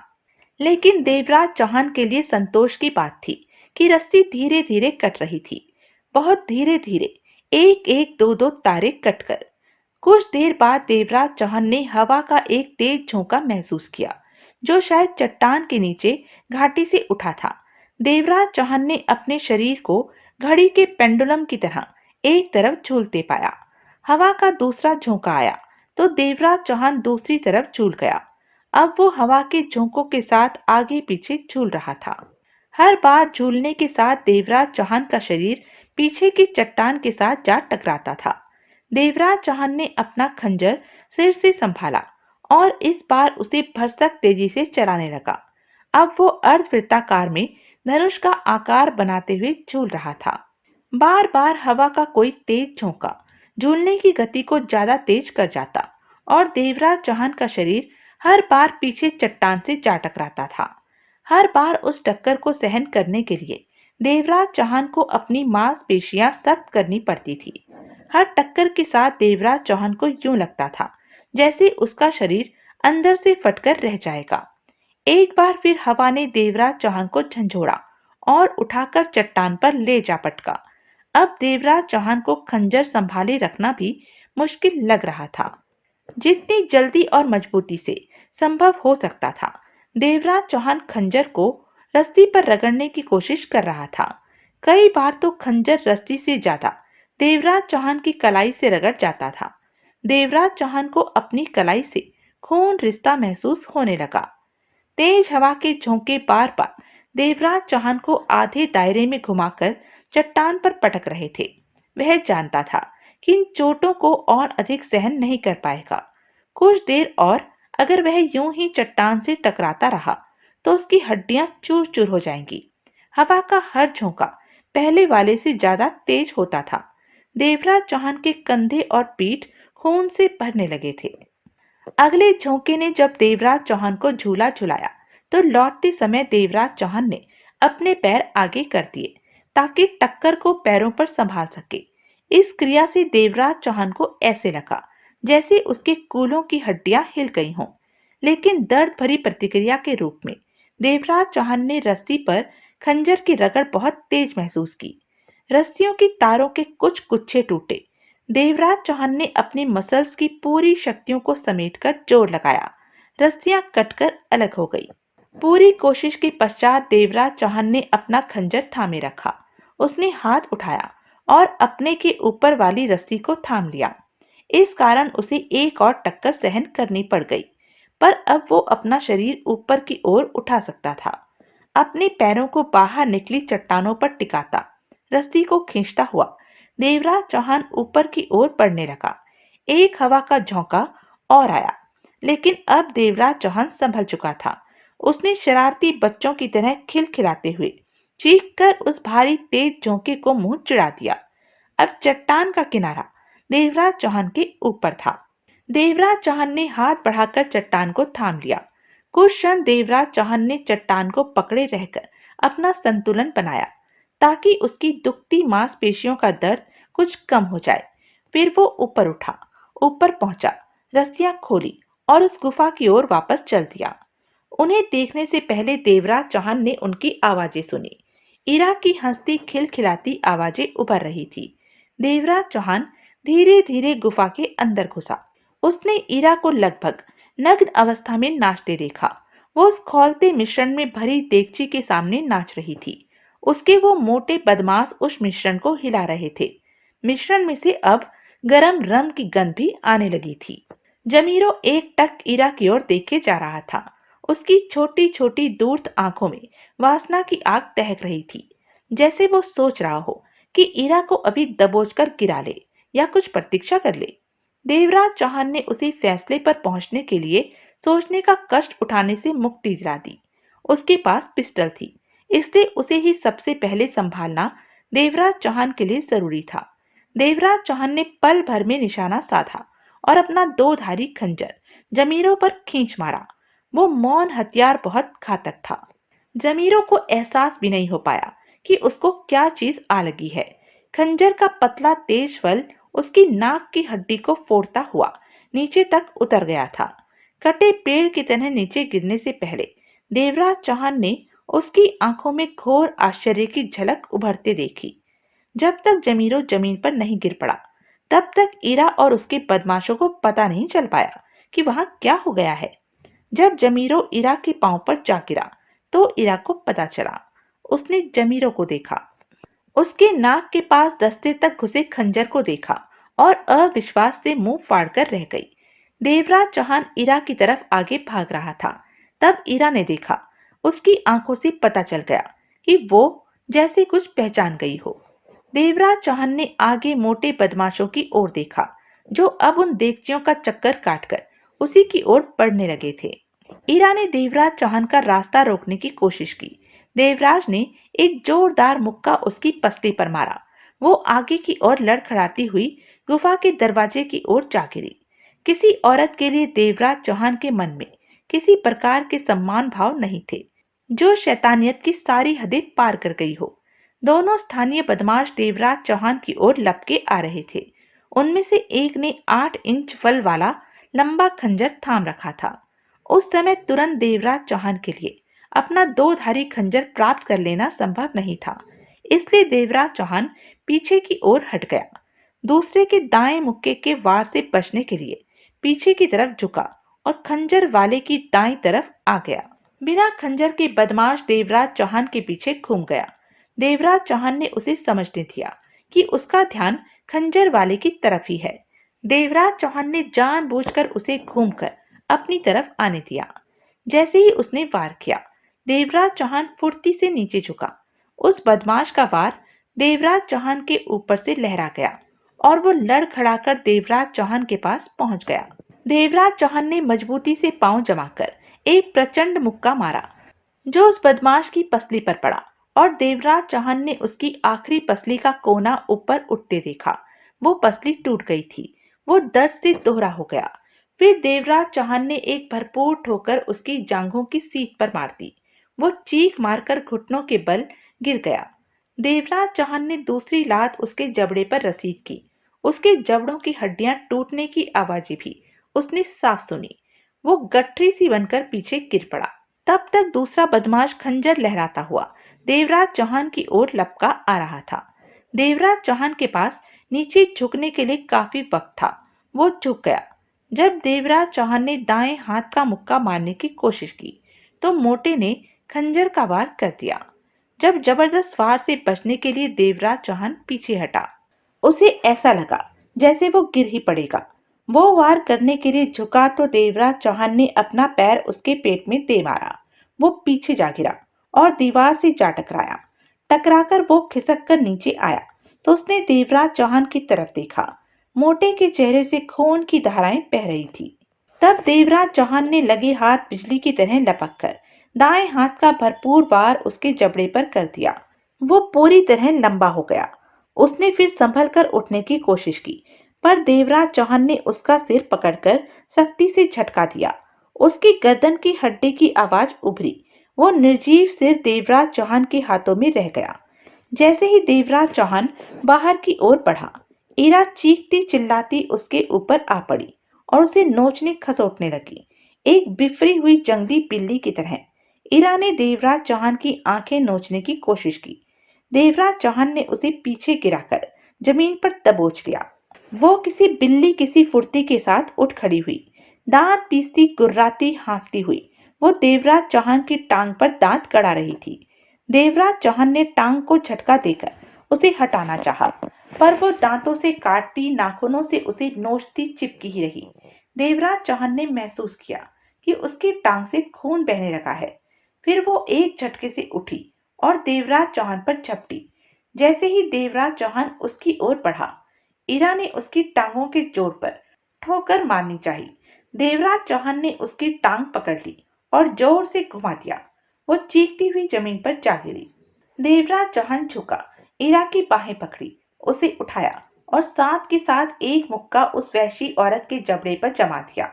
वो ढीली पड़ गई और देवराज चौहान ने उसे नीचे गिर जाने दिया। देवराज चौहान ने अंदाजा लगाया कि वो काफी देर तक होश में नहीं आ सकेगी। उसने सोचा कि उसके होश में आने तक उसके पास बैठकर प्रतीक्षा करने की कोई जरूरत नहीं है। देवराज चौहान तेजी से भागता हुआ गुफा से बाहर आया और ढलान वाली चट्टान के साथ साथ पगडंडी पर आगे बढ़ने लगा। लेकिन देवराज चौहान ने इरा के होश में आने के समय के बारे में गलत अंदाजा लगाया था। अभी वो उस छोटी पगडंडी के आधे रास्ते में ही पहुंच पाया था कि उसने इरा को पागलों की तरह भागकर अपने पीछे आते देखा। इरा के हाथ में एक जलती हुई मशाल थी जो उसने गुफा की दीवार पर से उतारी थी। देवराज चौहान मुड़ा, अपने आप को संभाला और उस बिफरी हुई बिल्ली से मुकाबले के लिए तैयार हो गया। पगडंडी इतनी तंग थी कि एक समय एक ही आदमी उस पर से गुजर सकता था। जैसे ही इरा देवराज चौहान के निकट आई, उसकी चाल कुछ धीमी पड़ गई। जलती मशाल की रोशनी में उसका चेहरा देखा, जो गुस्से में विकृत हो रहा था। उसके दांत भींचे हुए थे। अब मैं तुम्हें मार डालूंगी, तुम्हें मरना ही पड़ेगा। जैसे ही उसकी जलती मशाल देवराज चौहान के चेहरे के पास आई, वो तेजी से पीछे हट गया। उसी समय मशाल आगे करती वो फिर देवराज चौहान पर झपटी। देवराज चौहान ने झुककर उसकी बाह पकड़ने की कोशिश की, लेकिन मशाल की गर्मी ने उसे रोक दिया। इरा बिजली किसी तेजी से लपक लपक कर वार कर रही थी। उसने मशाल को छोटे से दायरे में घुमाकर फिर आगे बढ़ा दिया। देवराज चौहान ने मशाल की जलन महसूस की और दर्द से चूर होकर पीछे हट गया। वो लड़खड़ाया, छोटी सी तंग पगडंडी पर पीछे गिरा। वो ढलान वाली चट्टान से नीचे गिरने से बचा था। अगले ही क्षण इरा फिर उस पर सवार थी। उसने एक बार फिर मशाल देवराज चौहान के चेहरे पर मारने की कोशिश की। देवराज चौहान ने उसका हाथ पकड़कर पीछे हटा दिया। अचानक देवराज चौहान ने देखा, इरा मुस्कुरा रही थी, एक विक्षिप्त औरत की पागल मुस्कान। देवराज चौहान ने देखा कि इरा ने अपनी मशाल वाले हाथ की मुट्ठी खोल दी है। इस तरह उसने मशाल देवराज चौहान के चेहरे के ऊपर गिरा दी थी। देवराज चौहान की स्वाभाविक प्रतिक्रिया त्वरित थी। वो उस जलती मशाल से अपना चेहरा बचाने के लिए पूरी ताकत से घूम गया। साथ ही उसने इरा को अपने से अलग हटाने के लिए उसे जोरदार झटका दे दिया। मशाल देवराज चौहान की गर्दन के पास जमीन पर गिरी और देवराज चौहान को तेज जलन के साथ दर्द की अनुभूति हुई। तभी देवराज चौहान को इरा की चीख सुनाई दी, डरी सहमी सी चीख। वो गिरकर लड़खड़ाती संभलने के चक्कर में चट्टान के कोने से नीचे गिरी थी। वो भयभीत चीख खाई की गहराइयों तक गूंजती रही, फिर नीचे टकराकर ऐसे भयंकर रूप से गूंजी जो दिल दहलाने वाली थी। फिर सब कुछ शांत हो गया। देवराज चौहान ने अपने नीचे से पत्थरों को खिसकते महसूस किया। उसने चट्टान को मजबूती से पकड़ लिया। अब उसकी टांगे नीचे शून्य में लटक रही थी। धीरे धीरे अपने आप को संभाल कर देवराज चौहान ऊपर उठाया। अब भी वो मशाल देवराज चौहान के पास पड़ी हुई थी।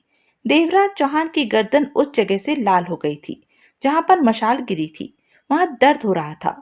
देवराज चौहान ने जोरदार ठोकर मारकर मशाल को भी खाई की गहराइयों में उछाल दिया।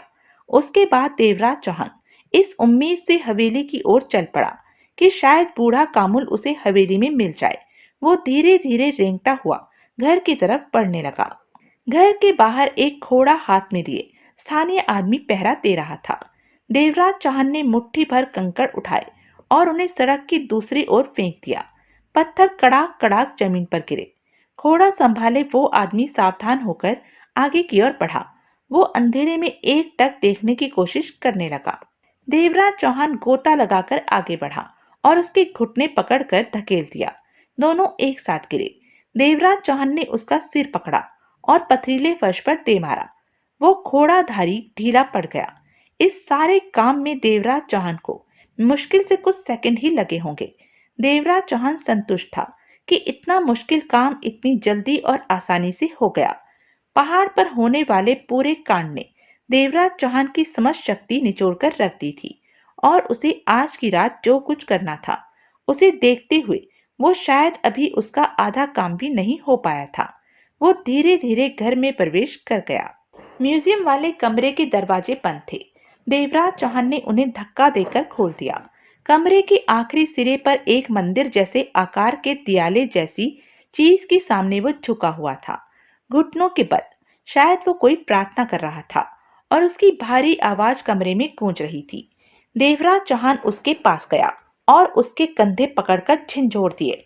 उठो पागल बूढ़े, खड़े हो जाओ। देवराज चौहान गुर्राया। वो उठ खड़ा हुआ। उसके मसल्स खिंचे हुए थे। उसने दबंग स्वर में पूछा, ईरा को क्या हुआ? वो चली गई है, देवराज चौहान ने आराम से कहा। चली गई? कहाँ? कामुल ने असमंजस से पूछा। जहन्नुम में, देवराज चौहान ने छत की ओर इशारा कहा। शैतान की गोद में। बकवास करते हो तुम, वो चीखा और उसने देवराज चौहान को लपक कर पकड़ लिया।